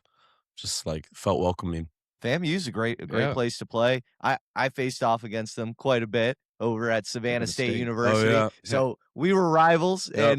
and not a huge fan of it over there, but I had a Yeah. great time. And understandably, you guys beat us most of the time. Yes, But sir. generally, I don't know if it's the same head coach, but always played kind of like a scrappier kind of baseball. Yeah, They were SWAT ready to bunt, conference. and Yep. I loved it. I love that kind of energy that the team brought. Is that one of the things that kind of sold you on the team? Yeah, it was really like fast paced, and for me, I also like being a catcher. Like love fast pace and like throwing out runners, and I feel like that's one of like my best parts of my game. So I feel like it was just a good fit overall, and like that speed and like just things Coach Shoop told me over there. It just fit the way I play, kind of that type of thing. So I just felt like it was the best option I had. Wonderful. Awesome. Now, who's the seniors on the team? Raise your hands real quick. Have you made a choice yet in college or no? Yeah. Okay. What college are you going to? I'm going to Hillsborough County Community School. I'm going to HCC. HCC. JUCO. What was Yes, the sir. decision for there? They reached over summer. I broke my radial bone, so it was a little harder Yeah. with going to college. Yeah. But Tell me about that recovery, by the way. I thought I saw something on Instagram about the recovery that you were going through. I was told I ran into our right fielder, Ole Miss commit, Winston Pennant. You ran. How did you run into him? Were you not paying attention or what? It was a fly ball. I laid out for it. He didn't call. We bashed, but that's like my best friend. And so they reached out, and I went there. I talked, and it was a great opportunity. I love the coaches, love everything about it. Mhm. I have past teammates over there. It was just a really great opportunity for me. But you're better now, though, right? Oh, yeah, much better, much better, yeah. Absolutely. So, all right. So, we're gonna start down here, you bud. What's it mean to be a Jefferson Dragon? Tell me what that means for you. It really means everything. Like I love the group of guys we got. I love the school. Like these really my brothers, and I'm really down to go to work for them every day, every night. Mhm. All right. Real quick, and actually, any of you can answer this. Is Coach Nunez the loudest guy in the dugout, or is there another assistant coach that's the loudest? Nah, Coach Casey is he's Coach Casey is. Oh, really? yeah, He gets into it. he really does. He kind of just reminds me of one of the players. Like he's really a dog. He's really a tweaker on the field for real. Like A tweak? Oh, really? he tweaks out on the field. He's low key like our catcher Caden. He's kind of crazy, but I like it. Really it brings out the best in us, and he's a really good coach. I really appreciate him for everything he's done for us. So, how's Caden crazy? What did you mean by that? Come on, It's come really on. just something you got to see on the field. Like we're all low key crazy at the same time in our own way. I really think that's what separates us, and I really what helped us beat TC. Like we were really up that whole game, and I think we wanted it more at the end of the day. That's what really got us to win. What about you, AJ? Well, I transferred here my senior year, so just being here for a bit, it's family. Mhm. I was welcomed in. Like I think the first week, I was already hanging out with them at their house, Mhm. going to the mall together, and that was the thing I really. Wait, a mall? You guys went to a mall that still exists? Of course. Hey, the mall's a great place to be. Yeah. Go, that's what right. food court? What you get? Oh, in a yeah, food I go to court? California Pizza Kitchen. That's my Oh, spot. okay. Not That's my bad. spot. All right. So, anyway, back to what you were saying. Sorry. It's family. I mean, they welcomed me. I was always looking for that feeling, and that's how I play at my best. Nice. When people believe in me. What about you, Matt? What's it mean to be a Dragon? I feel like, I get to be with my boys. We know that we all have the same goal, go win a state championship. Really, the coaches help us with let us be ourselves, but also have some discipline. And I feel like just welcoming family when I came in my junior year, it was just easy. It was easy to just come in with them. Felt like I belonged. Absolutely. All right, buddy. What about you? Being a Jefferson Dragon means everything to me. My summer ball coach actually got me here. It was an opportunity I was willing to take. I actually live pretty far from Jefferson, but I made the risk and But hey, never it's looked worth the back. drive, though. It's right. It's worth the drive, of course. It's easy to bond with everybody here. We always preach about family over everything. I'm big on that. So, we're always looking forward to win. I Absolutely. love that. Go ahead, buddy. Really, just we're all brothers. Really, just happy to be all together and win ball games together. Always together. Really, so Absolutely. that's what It's funny. Real quick. I've already heard about the great stuff with that Tampa Catholic game last year, man. Weren't you voted Pitcher of the Year by Jefferson? Yes, sir. Was yes, it sir. Coach? Was it the right decision? Right? There was no other pitcher above him. Yeah. So, what's the funny part about that story is Ethan tore his ACL in our fall ball World Series his freshman year. Oh And wow. he was going to get some innings his freshman year. And he comes back, long recovery, misses summer ball, misses part of the fall. comes back and then wins pitcher of the year with a sub-2 ERA. Like, for a sophomore to do that last year was really impressive for a real young team. So he's shown that resilience, and that's why, he's our guy now. So really proud of what he's been able to do on the mound. Yeah. Coach, we talked a little bit before this interview. Give us a little bit, for all that's listening and watching, give us a little bit about your background in baseball. Oh, okay. The abridged version. So I spent, just high school version, I spent 9 seasons over at Hillsborough High School, my alma mater. You were a Terrier then. Yeah, I was a Terrier. I still am at heart, but now I'm a Dragon, and they say once a Dragon, always a Dragon. So, but yeah, I spent 9 seasons there as a pitching coach, and then I got my opportunity to be the head coach at Jefferson High School, and it was really the best decision I've ever made as a coach. It allowed me to bring my brother Casey, who they just kind of outed. Yeah, they just outed on air. Yeah. And then it allowed me to bring my best friend Scooter with me as well. So we've kind of stuck together. We've coached together, travel ball included, for now 18 years. So we kind of always knew we were going to be coaches. We're all undersized, and we knew we weren't getting drafted. A couple laughs there. Anyway, so that's my coaching career. That's my coaching background. I really learned a lot from 4 guys. Right? It was my father, of course, my late father, Pat Russo, Kenny White, and Raul Hernandez. And for what we do at practice every day, what we do during games, you can kind of see something, just a little bit, from each of those guys in everything we do. So it's not, some stuff we created on our own, but a lot of it's from those 4 guys, the good, the bad, and the ugly. So, I've noticed all the players mention the importance of family, the brotherhood. Even you, the people that you brought on staff with you, your brother and your friends. Was this something new that you had to bring to your school, of instilling this family atmosphere and trying to create that bond that's so important to have a successful baseball program? Yeah, so when I got there, Jefferson's full of tradition. You have Fred McGriff, Tino Martinez, Luis Gonzalez, Pop Cuesta. Those guys are legends. But what it was missing was that family atmosphere, that that family over everything. They're not just saying that, right? Like, we talk about FOE all the time. It's on everything we do. It starts with my family, right? It starts with my wife. It starts with my mom, my brother, it starts with my family, and then these guys are an extension of my family. So it's everyone. It's a collective family over everything. We do stuff for our brothers and sisters and things like that before we do for anyone else. And that's why we fight so hard for each other. Do you guys have any favorite, like, team bonding things that you do? Any fun events like that? I don't know. I feel like my thing is just like probably just hanging out with each other, going out with each other. Like, after, like, recently past 2 preseason games, we've gone to Waffle House right after. I don't know. I feel like what is it about Waffle House? Don't hate on Waffle House. That's my go-to. Benny, you can't go wrong. I know. I'm not hating on Waffle House. What are we ordering, though? Yeah. What? Hash brown, bacon bowl. Okay, Classic. That's what I get. Okay. Hash brown bowl, Yeah. 2 Waffle House sauces, 2 butters. You mix them all in there, and you got something magical. Yep, it's something classic. magical. I mean, I've heard Chipotle has been one of the big ones too. Okay, we got a few nods right there on that one. So, is it just a bowl? Is it gonna be a burrito? What is it? Usually after practice, when we can, or just like whenever we get the chance to, we just go to Chipotle, because it's easy to get there. It's 2 minutes from the field, so it's a good source of food for us, and we always bond there too, especially at the mall. Always there. Always get our Chipotle there. All right, During Saladino, we don't do before every game we do like a pregame meal. Yeah. So during Saladino, we let these guys have a little bit of freedom. So the whole team goes to Chipotle at the mall before we send them out after they're done with their field work, before we host in the tournament, and they go have lunch together. We do like a bowling day during the fall, and we do some team bonding, and mostly, like, these guys are always together anyway. So, like, we don't have to really do an event, but they're always hanging out with each other, which is really cool. And Like, I got to ask, who's the best bowler? I'm a bowling coach over at several. I gotta see who. I'm gonna kind of try to put this guy on blast right now, but my boy Caleb Cherry has his own ball. So really, he has his own ball, and he brings it every. I have to give him a little bit of crap every time he brings it. Yeah, what's your bowling average? What was that? What do you usually bowl? Come on.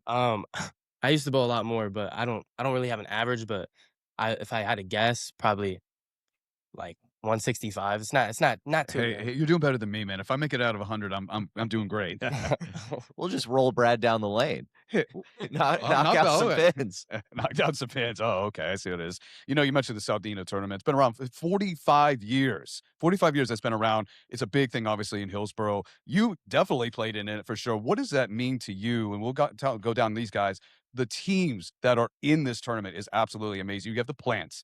You're going to have Hillsborough. You're going to have you guys, obviously. What does it mean to you watching these teams in this? Yeah, I mean, it's the most competitive spring break tournament there is, right? I mean, it's all our county too. It's no one else. It's very exclusive for us. I'll tell you, 813 Preps does a great job covering it and putting it together now. For us at Jefferson, it means everything, right? Like Tony Saladino graduated from Jefferson. Exactly, yeah.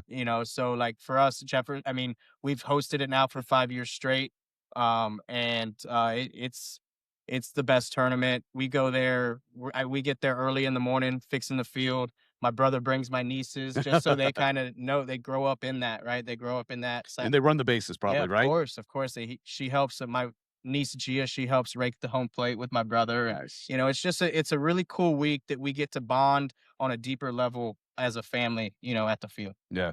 Guys, what's been one of the toughest games that you guys have played at the Saldino tournament? Any of you can answer this question. You guys have all been in it, so doesn't matter what school you went to. What was it? Bloomingdale? We won 0 against one team last year.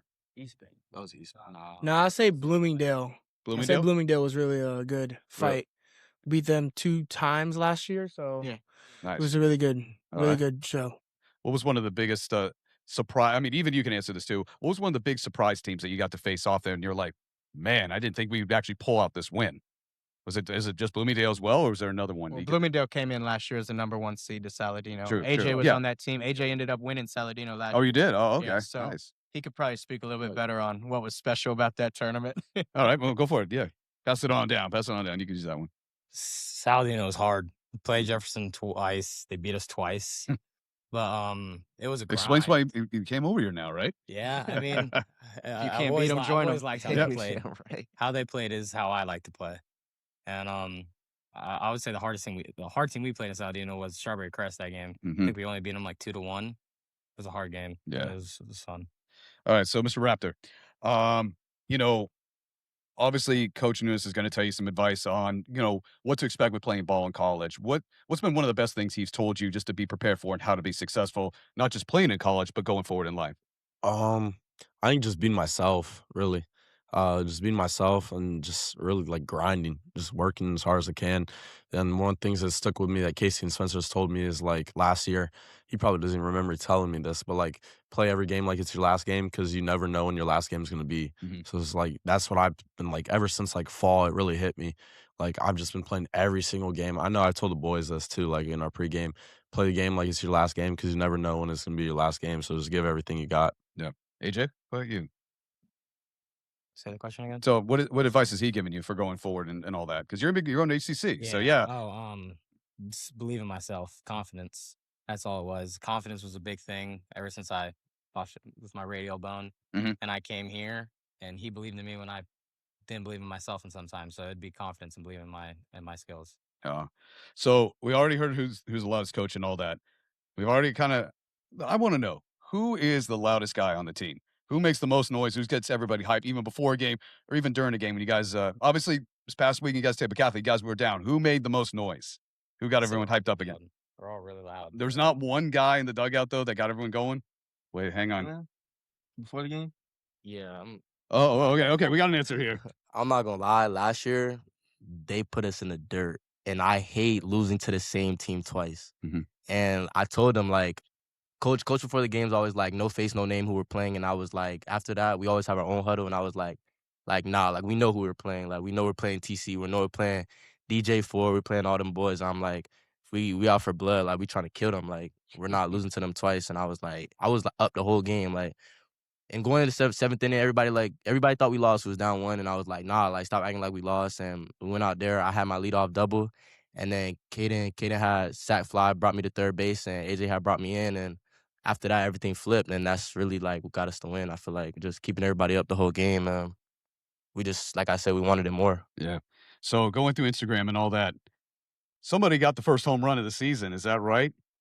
Sam, he's not here today. Sam hit a grand slam on Tuesday and Caden followed that up with a solo shot on the same night. Wow. Yeah. How's it feel to get your first home run of the season? Good. I feel like I don't know. I just had that feeling like I was gonna hit a home run. We were up by a lot, and But still, I mean, come on. I mean, it felt good. I mean, I knew it was a no. I knew it was gone, and I got yelled at to run to first base Yes, you because I did. tried to pimp it. But Okay, all right. So, well, Mike, do you want to give the questions, or you want me to do it? Hang on here. All right. Okay. All right. So I guess he's going to give the duties to me to do this. So, guys, it's just going to be some questions to ask you. This is usually a traditional thing we do on this show. So, this is all for you guys. All right. So, all righty. Favorite major league team? I don't really have a favorite team. I kind of just like watching the game, especially playoff time. I just like watching the game. There's no specific team I like following. All right. Real quick. We got, of course, we got some fans here today, but there's also people listening. Who do you want to give a shout out to? I want to give a shout out to my mom and dad. My mom is make it happen whenever I need anything. She's always there for me and always gets it for me whenever I need. And my dad too. It's just a blessing to have them. They're the best parents in the world. And what are their names, by the way? Cynthia and Romel. I love y'all to death. All right. And then the most important question: girlfriend, yes or no? Oh, he has to ask that. Well, hey, or I mute his mic. Exactly. Yes, my girlfriend Janai Elise. I love her. All right. Hey, she's supportive and all that. So, all right, go ahead, AJ. Who do you want to thank real quick? My mom and dad, and my siblings. What are their names? My mom is Cicella. My dad's Alvin Cruz. I got 3 siblings: Jackson, Chloe, and Maximus. All right. And favorite major league team? Rays. Good man. I mean, we're right across the street from the Trop, man. Yeah. All right. And finally, girlfriend? No. Okay, smart man. Good man, smart man. No offense. If it's working for you, rock and roll. Exactly. All right, go ahead, man. I want to shout out or thank my mom, my dad, of course, my brothers, my whole family, Frankie, my dog. Your dog. Oh, what kind of dog? What kind of dog? Well, how about your parents' name? Yeah. You're going Frankie the dog. She's a golden doodle. Golden doodle. Then, all right. Well, that's important. You didn't forget your parents. Yeah. Then, of course, thank God too, just for everything. God bless. Then, favorite team. My favorite player is Jazz Chisholm. Okay. But like, gotta go with the Blue Jays or the Yankees. All right. Think Bobachek gets You live in Tampa. My dad's from Toronto, so okay. So, but hey, spring training though at TD Ballpark. Yeah. So yeah. All right. Last but not least, girlfriend. No. All right, another smart man here. Another smart man. Almost. Hey, you're disrespecting him. No. It works for him. Hey. We All have right, a, go we have ahead, a, buddy. we have a rule at Jefferson. Oh, what's the rule? What's the rule at Jefferson? If you're not in a relationship before game 1, you cannot be in one for the rest of the I love this coach. Good man. All right, buddy. Women hate him, but I love that. My favorite MLB team would have to be the Detroit Tigers. Different. Okay. Because I was born in Michigan, so. Oh, okay. My whole family likes them. Speaking of Are family, you a Wolverine fan too? No, I'm a Michigan State fan actually. Sparty. All right. Okay. I'm Sparty, yeah. All right. Who do you want to thank, man? I just want to thank my family, especially my mom and dad, my stepdad too, my siblings, especially the little one, my little brother, Jameson. Is he up and coming? He's going to play baseball? What was that? Jameson, is he going to be playing baseball? Or? Oh, yeah, he probably plays some baseball. Okay, cool. He's getting there. That's up to you. He really motivates me, and he's a lot of the reason why I do the things I do. I also just want to shout out the rest of the teammates that aren't here because they drive me and push me every day. And they're listening, right? All the teams listening right now? Absolutely. All right. And finally, the most important question. Girlfriend? I do have a girlfriend. Okay, so you two for two. two tiebreakers right here, man. We'll find out in a minute. All right. Uh-oh. I already see this face here. All right. So first and foremost, before we get to that answer, favorite MLB team? The Blue Jays. Okay. Oh, all right. Jays, So definitely you guys are at TD Ballpark for spring training, huh? Yes. All righty. Okay. All right. Who do you want to thank, man? I want to thank my mom, dad, brother, and sister for always pushing me every day. What are their names? Mom named Glenda. My dad's name is Odalis. Odalis. Okay. My brother's name is Jordan. My sister's name is Evelise. Mm-hmm. So I just want to really thank them for always being there for me, always pushing me every day. My mom always being there for me for school. My dad always being there for baseball every day, pushing me. And my brother, want to thank him a lot for always taking me out to the batting cages every day, every night, pushing me as well, fixing my swing, and all other stuff. Yeah. And finally, most important question. I do. Okay, all right. What's your Man, name? the women win. Oh. Coach, I do.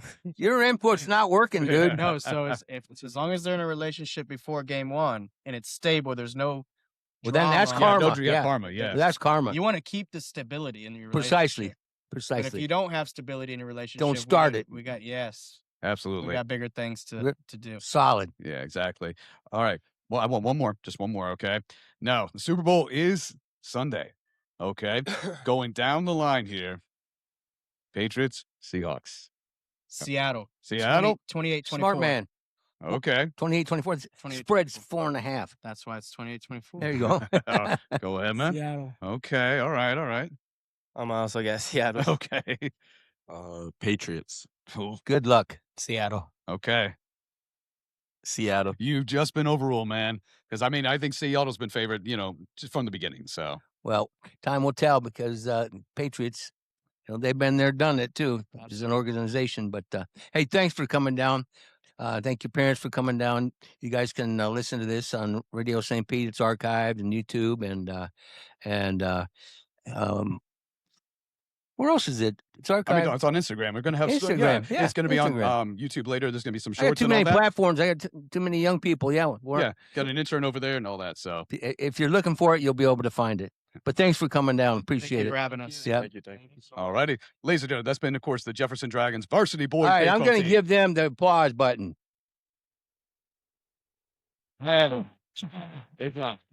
He doesn't like that, but you deserve it. You came across the bay. All right, thank you. Once again, guys, thank you for being down Thanks, here today. guys. Good luck in the season, and we'll keep much. track of things. So, all right. Wonderful conversation. Fine young men. That's what it's all about. Our Body on Primetime Preps brought to you by Coca-Cola and Body Armor. It's conversation with the high school kids. And of course, a little earlier, we had Freddie Still Sr. He knows a lot about coaching in high school.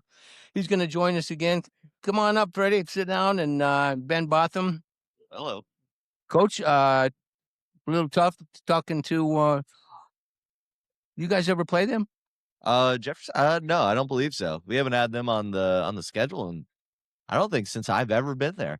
Now, granted, I didn't realize that many MLB studs went to Jefferson. Yeah, remember when I was over at the Tampa Baseball Museum? There's a ton of guys that came out of Tampa, out of that area, and it's an unbelievable amount of talent. And I love that they're still putting guys out, and it's great to see that this Tampa Bay area really putting out some of the best in Major League Baseball. And I think that goes to just kind of the environment that we have here. It never stops. We can always play baseball. There's not a season we can't. Hell, we had an orange versus green game past Saturday, and it was like 20-degree wind chill. It was unbelievable, and we're still out there playing. We're still getting the job done. It's great to play baseball here. Is it a little brutal playing in those conditions? Well, I wasn't out there. I had that day off. You're sitting in the dugout. Yes, I try and sit in the dugout. I keep some hand warmers with me. I got like a little Zippo hand warmer that you kind of just hold you're on to. soft, man. I am. I'm born and raised here in Florida. I am not built for the cold. The cold is the bane of my existence. I always tell all my players, hell is not hot. Hell is cold, because this is the worst feeling on God's green earth. I cannot stand it. I don't know how you did it all the way up there in Green Bay. I would have been an icicle. It's a mindset, but we had the ginseng root plant What? was up in Wisconsin, way up there. They grew this ginseng root. Yeah. And what we would do is we'd soak this root all the time, all off season, 6-7 months. We just let it soak in some alcohol. Okay. And then when the season came, we'd have our brewed tea going right before the games, and everybody would drink that. And then he got hallucinogenic and got beat. We whipped some tail. What the hell? I mean, we'd be out there in cut off t-shirts, sweating, just sweating. The ginseng does that. Yeah. Okay. Well, Remind me, I got to get some. I go to the alcohol. I go to the health. I go to the health store every day. I never thought about that. Yeah. Ginseng tea. There was a good History Channel show where these guys went out in the hills and they were digging for ginseng and they were selling it to China. I guess it's huge up there. Yeah. Not up, over in China. Yeah. So it was a big part of what we did before every game, just because you got to get yourself prepped and ready to go outside. I lived about 3 blocks from the stadium on Liberty Street, 1488 Liberty Street. I don't remember a lot, but I do remember that address. And Was it close to Fuzzy's bar? Where was Thurston's at? No. Thurston's. Fuzzy's was it was on Main Street. It was too far. Just across the street. If you ever watch the games, they always show those houses across the street that are all set up, just right across the street. And I would walk to work. Isn't that just the greatest? Awesome. There's nothing like it. And the fans would be out there eating brats and drinking beer. And hey, Kenny, what's up, buddy? Hey, you want a beer? Want a brat? Sure. You know, I have something to eat, have something to drink, and then get over to the stadium, take a sauna, and drink my ginseng tea. How about get ready to go? You got to send me the recipe. This sounds good. How about that? I like the sound of that. How about summer training when they give them rides on their bikes? Yeah. That tradition, was it going on when you were there? Oh, yeah, definitely. The kids would wait for you outside the door. A whole different atmosphere, though, because nowadays, if you try to walk into Lambeau, it ain't happening. You know, back in our day, you could just go in and out the door. Now you have a code. So you know if you've been cut or released, because if your code doesn't work when you go to that gate, you ain't. And way to find out your front door. Yeah. But the kids would come out every day and you get to know somebody, a girl or a boy that's riding their bike, and they'd be there every day for you and you'd ride it. A lot of times I would ride down because one of my teammates, Tim Harris, he was crazy. He loved to have a couple cold ones before going down to practice. So I'd ride with him, watch him have a couple cold ones. He'd go out there and whoop Tony Manders' tail all over the field, having a couple cold beers. I'm like, dude, I don't know how you do it, but Wait, so there's kids out there with bikes. Are you just like hopping on their handlebars? Like no. Like a 300-pound lineman just hopping on? No, they run next to you. So really, and they might be on a little bitty tricycle. Yeah, a lineman riding these bikes, and you know the gears are getting stripped. But nowadays it's a little bit different. But back in my era, it was something special. So that's pretty darn cool. Yeah, if we weren't riding bikes, I mean, we're riding on the hood of somebody's car. I mean, it was a little bit different. I like the sound of that. 80s. That's pretty early cool. 80s. You had never heard of that? No, Mike, I don't. You don't care about the Packers. Plus, it's cold up there. That's I don't like to think about that. It's dangerous. So we just had this high school team down here, and obviously I didn't know the history. And Ben enlightened me of Jefferson High School and the number of MLB players that have come through there and the proud traditions. And it's great to see that at the public school level, isn't it? Because as you and I discussed on the phone, and I discussed it a lot on this show, in high school sports, and you know this, from California to Florida, every spot in between, it's the haves and the have-nots in today's world. Yeah, without a doubt. But the coach has a lot to do with it. I mean, those coaches are out working, promoting their players. It always helps. In the NFL, they have this thing called winning breeds winning.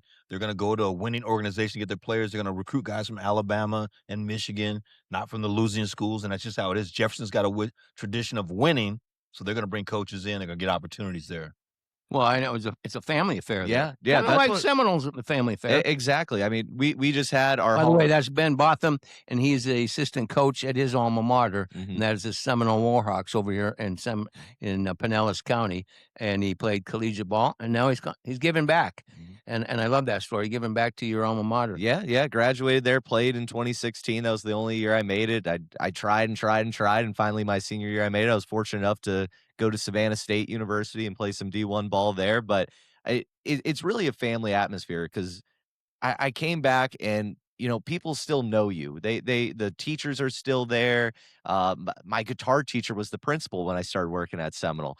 And last night we just had our Hall of Fame induction ceremony. The 2001 state national championship team came back, and the guys talk about a brotherhood. And that's the same thing. That's the way it used to be. Yeah. And that's the same thing that Jefferson's talking about today. And that's how you see a successful team, is when everybody's together. Everybody, whether it's, you know, they're going to parties together, or they're going out to eat together, or just hanging out playing Xbox at home after a long week of school.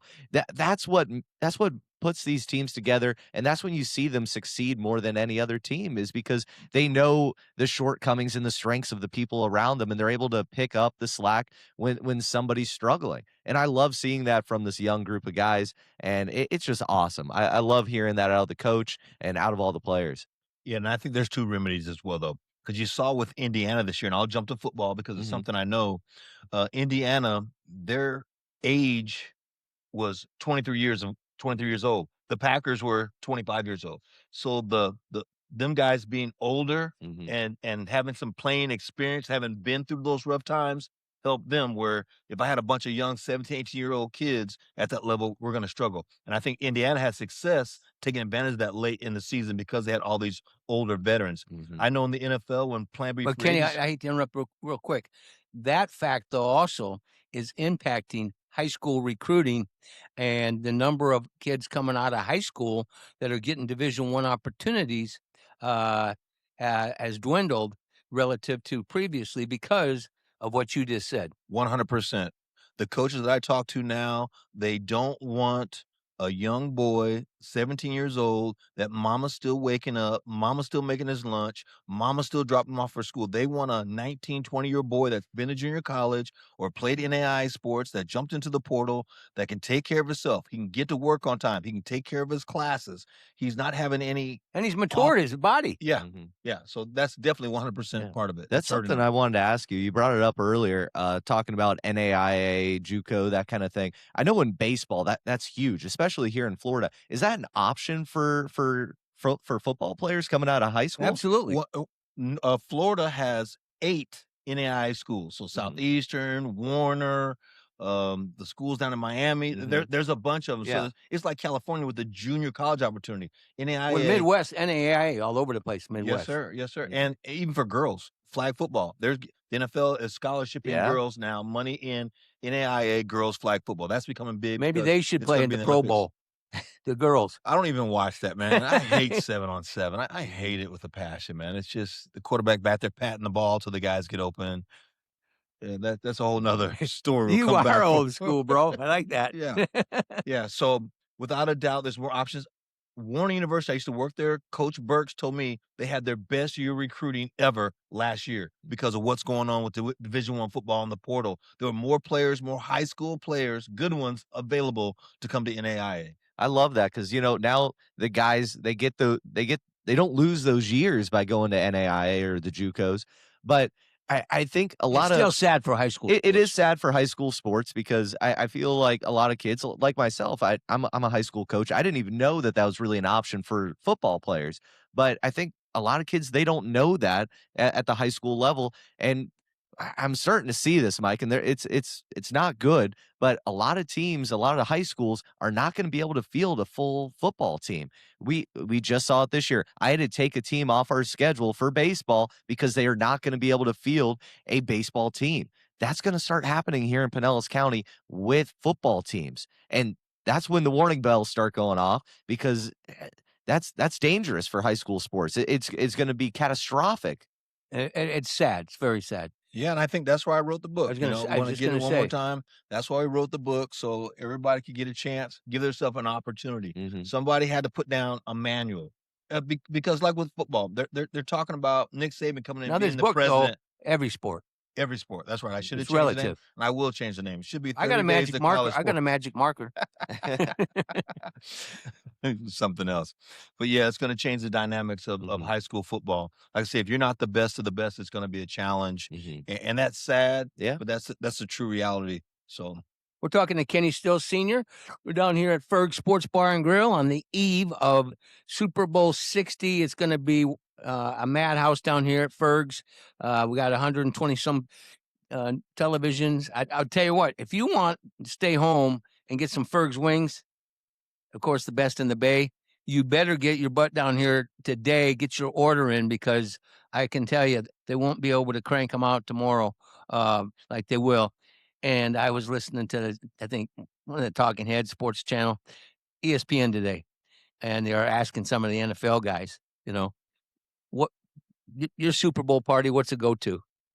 it's always wings. But for Everybody me, says wings. No, for me, my wife makes this monster buffalo chicken dip that is off the chain. She gets that cream cheese and the Tabasco hot sauce and the chicken and she. What kind of chips? Oh, you got to have the scoops. Tostitos scoops. Is that what they are? Yeah, the scoops are good. I love the Fritos scoops. I'm old school Fritos. I love Fritos too. Yeah. Yeah. You don't like wife and Fritos. kids Your don't. generation doesn't eat Fritos. I'm not a big Fritos guy, but I will say I love Chili's. Their chips that they make fresh there. I'll go there and I'll just order a couple bags of them. There's something special about it. They're salty. They're light. They're very light. That's what I like the most about it. Yeah. Well, nothing. You don't want to be light on anything tomorrow. Everything's Well, heavy. no, It's see- a holiday. It's like Christmas. It's the Super Bowl. I get it. That's why I go more pizza. I'm a big pizza guy. I'll get 5 or 6 pizzas for the Super Bowl. Actually, me and my buddies were going to the brisket shop, and we're getting some brisket for tomorrow. Oh, so. thanks for the invite. Hey, OG's sitting at home as Mike, usual. you want to come? I might crash it. All right, come on down. I'll give you the address. You know what? Well, I'll be the old man they call and say, "Hey, old man, we know you don't drink, but will you stop at the liquor store? We got about 40 items for you to pick up." Yeah, then when you get there, they don't pay you back. Exactly. Hey, we'll catch you tomorrow. Anyway, the Super Bowl's going to be interesting. You saw me on the other show, and I talked about it a little break bit. it down like you did the other day. Yeah, so statistics, because there's all these Ben analytics. needs this because we have baseball Ben's big bets too. Okay, there's all these analytics out there that talk about the numbers, and I'm a numbers guy. I truly believe in it. We always used to say offense sells tickets, defense wins championships. So when you look at the numbers, Patriots numbers are outstanding. Total yards on offense, rushing yards on offense, possession time, all these kind of things. But when you look at defense, Seattle leads the league in defense and in sacks and in pressures. So with a young quarterback back there, how are they going to manage that? And the offensive line of the Patriots. It's gonna be a challenge. Now, they can run the football. So if they can get a lead, a 10-point lead, then they can control the clock. Running the football is the key to winning the football game. And we all know that's old school football. Bill Walsh brought that in back in the day with the 21 personnel offense. Run the football. Roger Craig, Hall of Fame recently. We're from the He's same an Iowa man. Oh my goodness. He's from Davenport, Iowa. Yeah, we played against each other. Me and Roger. Yeah. I played Great against guy. that whole team. His older brother Curtis played for the Nebraska Cornhuskers. Okay. Yeah, and so did he. Wow. Yeah. I learned a lot from Coach Walsh. I worked for his son when I was at Menlo College up in Atherton, California. We used to have our team meetings at Coach Walsh's house. Really? We talk about coverage. Cool cat. I'm telling you, man. He was loved him so intense. much. Yeah, but you know what? I worked You've at been watching Menlo. that 49ers documentary? No, I haven't. Oh, it's on AMC. Is it about the power plant? No. No? Power plant. Tell him this bullshit. Yeah, the electric This is wave. absolute out there. They're saying that the How power much are you plant drinking when you read this? I had my tinfoil hat on, Mike. No drinks. Tell me. Drinks. Tell me. Something about there being a power plant nearby and the electrodes and the waves of the electricity. That's why the Niners were all beat up. They're causing injuries. Something about it. I don't know. I've strapped. McCaffrey's been hurt every year, but that's just because it's not from the power plant. Yeah, No. don't do it. It's because he's a horse. Yeah, exactly. Yeah. On horse medicine. No. Yeah. Ivermectin. And But when I was there at Menlo, Jerry Rice's backyard was our practice field. It was pretty cool. really, Yeah, and Coach Walsh was sitting in the end you've zone. got to watch this. It's on AMC, and it's the rise of the San Francisco 49ers. Oh, nice. But it makes Bill Walsh look like almost a tyrant to a degree in his expectations.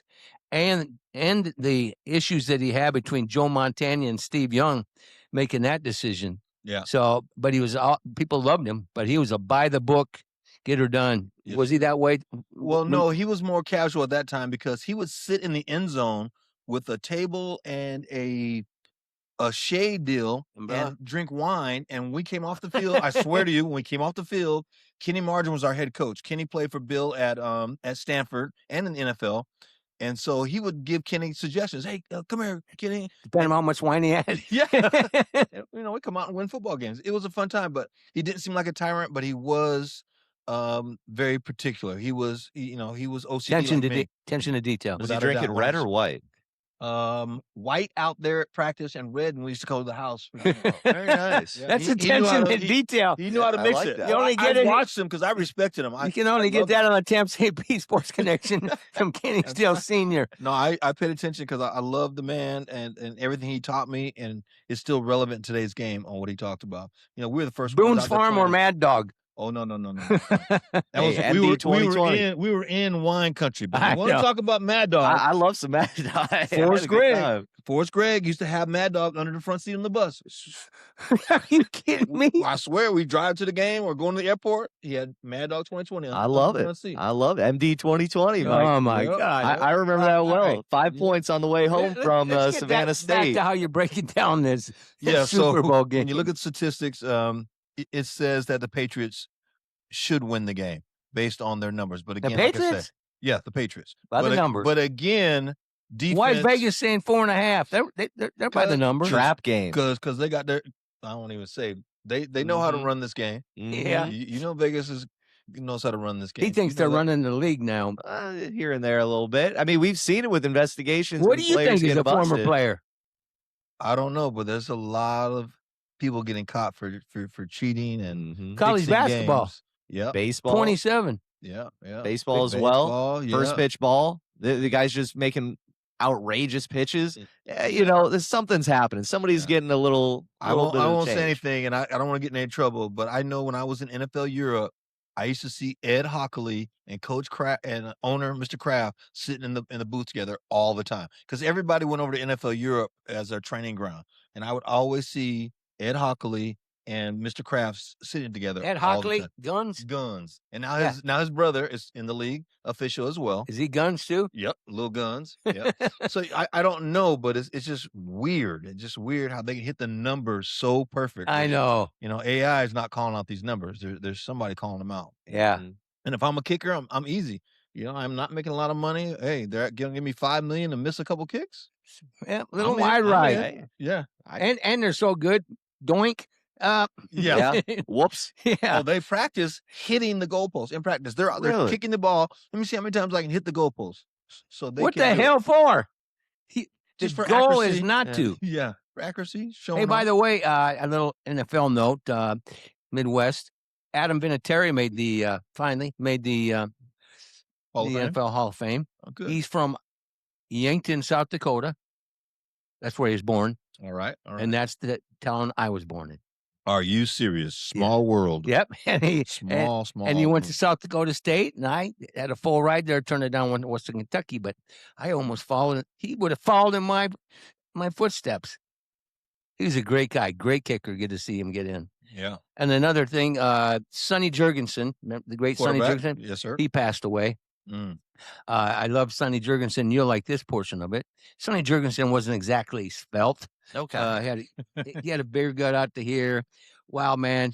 Had one bar on his freaking helmet. Yes, He's just sir. tough bastard. And Mickey Lolich passed away this past week. I don't know if you saw that. No, I The didn't Hall see of that. Fame pitcher for the Detroit Tigers. He had the same physique and won a couple Cy Youngs. He and I spent some time together at the Ted Williams Hall of Fame. I had to pick him up, he and his lovely bride, and he was a character. He lived in Naples and he passed away at 85 last week. But I just laugh about the athletes of the past. Mickey was out to here, and he he's the 2-time MVP. Sonny Jurgensen, same thing. Yeah, You got guys drinking red wine and white wine and Mad Dog before. Well, I'm telling you, when I played in the league, we did everything. We drank, smoked, we did it all, and we didn't have all these ice tub, the Cairo, whatever those are, The hyperbolic Hyperbar- chambers. Yeah, we had a hyperbaric. garbage can. We put ice in. That was how we got in shape, and we ran miles in the off season to get in shape, and we never pulled a hamstring. We never got hurt. Yeah. And now they got all these. You think they're overworking these finely tuned machines? I don't know. I think maybe they're just overdoing it. It's not training the body the right way. They're overdoing it with all these machines that they think are working. When good old hard work, get out there and run the track. And, Push-ups, baby. That's right. Old school. That's right. When I was in Green Bay, Forrest Gregg, we did 100 up downs before every practice. Because Forrest said, guys would come to camp not in shape. You guys were at St. Norbert's Yep. the little college. Yep. I took my son up there for sons and his buddies up for several camps, Donald Driver camps and Mon Green. They become friends of mine. And I knew what kind of this is an old school. Yes, sir. I think NAIA D3 school. Yeah, St. Norbert's, yeah. But I'm telling you what, these dorms go back to the Paul Horning era. Oh, yeah, we sneak out the window all day long on those things. Yeah, but they didn't have any amenities. My kids were spoiled rotten. They're like, "Really, Dad?" I go, "Did you want to come to Green Bay or not?" Okay. Yeah. But it gave them that experience. You know what I'm saying? We loved it. And there was a little sports bar down the street. There's a little sports bar everywhere up there. Yeah, right on the corner. We used to all sneak out, stay there all night long. What is the name of that place? It was Nicky's. It was the name of the little sports bar. John Nick was the owner. We'd sneak out, go down there all day. Good story. Can I tell my good story? course. Oh yeah. So I mean, I'm going to about my 5 minutes. I'm going to my fifth or sixth season there. They signed a kid from Arizona, Chuck Cecil. I remember him. They're gonna draft him. Badass. He's on Sports Illustrated with the bloody nose. Yeah. So they're gonna draft him. So they end up bringing him in, and so I say I'm gonna take the rookie out. So we go down to John Nick's, and I tell John when I get there, say, hey Nick, every time we drink, we're gonna drink Jack tonight. Chuck gets a shot of Jack. I only get Coke because it was in the gun back then. Yeah. So we're drinking. Come on, rookie. So Chuck's getting a shot. I'm getting Coke. And we're slamming these things 10 down. All right, we got to go. We got to go. He stumbles out of there. We get to practice the next day. Chuck he's all over the place. He's stumbling. His lady stinks. Dick Geron goes, I don't know who the hell smells like alcohol, but we're going to be running after this. I had that boy all everywhere throwing up on the sideline. I'm out there just doing my thing. Just laughing. But yeah, good old I love those veteran rookie story. He got my job and they cut me. Did you ever fess up? Chuck? Did you ever fess up? Oh, no, but I tell the story all the time. I'm pretty sure everybody knows. Yeah. All right, my friend. So if you're getting on Hard Rock Bets before tomorrow's kick, which direction are you going? Your money. Yeah. I would never bet because I love my money too much, but I would take I've talked a lot about the Patriots and the success they've had. I'm gonna have to go with defense tomorrow, and I'm gonna have to take the Seahawks. As much as I've been talking about the Patriots, You're giving 4.5. The Seahawks Yeah. -4. I think if they get to Drake Mays, it's over. Period. Exactly. And they're going to. The pass rush is going to be unstoppable tomorrow. They're going to get to the young quarterback. He's a guy. If he wins the game with his legs, that's going to be the difference. But they're going to play some defense. I'm a defensive guy. Defense wins championship. I get it. All right, Big Ben. Big bets, Ben. Hey, I'm taking the Patriots plus 4.5. I think that's a good bet. That's a lot of points, and I think this is kind of a trap game. I think they're trying to get everybody. They're talking Seattle, and that's the talk of the town. I'm not buying into it. I'm taking 4.5 Patriots. Yeah, I'm just going on my heart though. That's why I say. No, that. I get it. How about you? I'm going with you. Not just because you're sitting across from me, but anyway, and you're a guy in the know. We look forward to having you down often, and we'll really start talking about some of the things in the high school world because that's important, and it's one of the things that I really want to dive into. Perfect. I love it, and I appreciate you guys having me today. It's been awesome. I look forward to coming back. Hey, on the note, Winter Olympics, I don't know if anybody noticed. I'm sure your dad, Ray Kennedy, did last night. Erin Jackson, she's a speed skater. She carried the flag in for the U.S. She's from Ocala, Florida. She was in the last Winter Olympics, and she's with Brittany Bowe, and I know her father, Mike, and they're going to come down here about a month after the Winter Olympics. Wonderful. But hopefully sporting a gold. Well, they'll probably get a gold and a silver because I tell you what, she could have been a sprinter in track and field. She's something else. Erin Jackson, and that's one of the few that I really enjoy watching. All right, guys, I'm Mike Rickard for Ray Kennedy, Ben Botham, Brad Richardson, Alex Reba, Nick Collin. What a show. Kenny Steele Sr., Wyatt Ross, the Jefferson baseball team, and then, of course, Tristan and Adam Fernandez, the director of video streaming, and Joel Boudreau at RadioSt. Thanks for listening to the Tampa St. Pete Sports Connection. Wishing you and your families a fabulous weekend. God bless you. God bless America. And as always, be sure to have a championship day.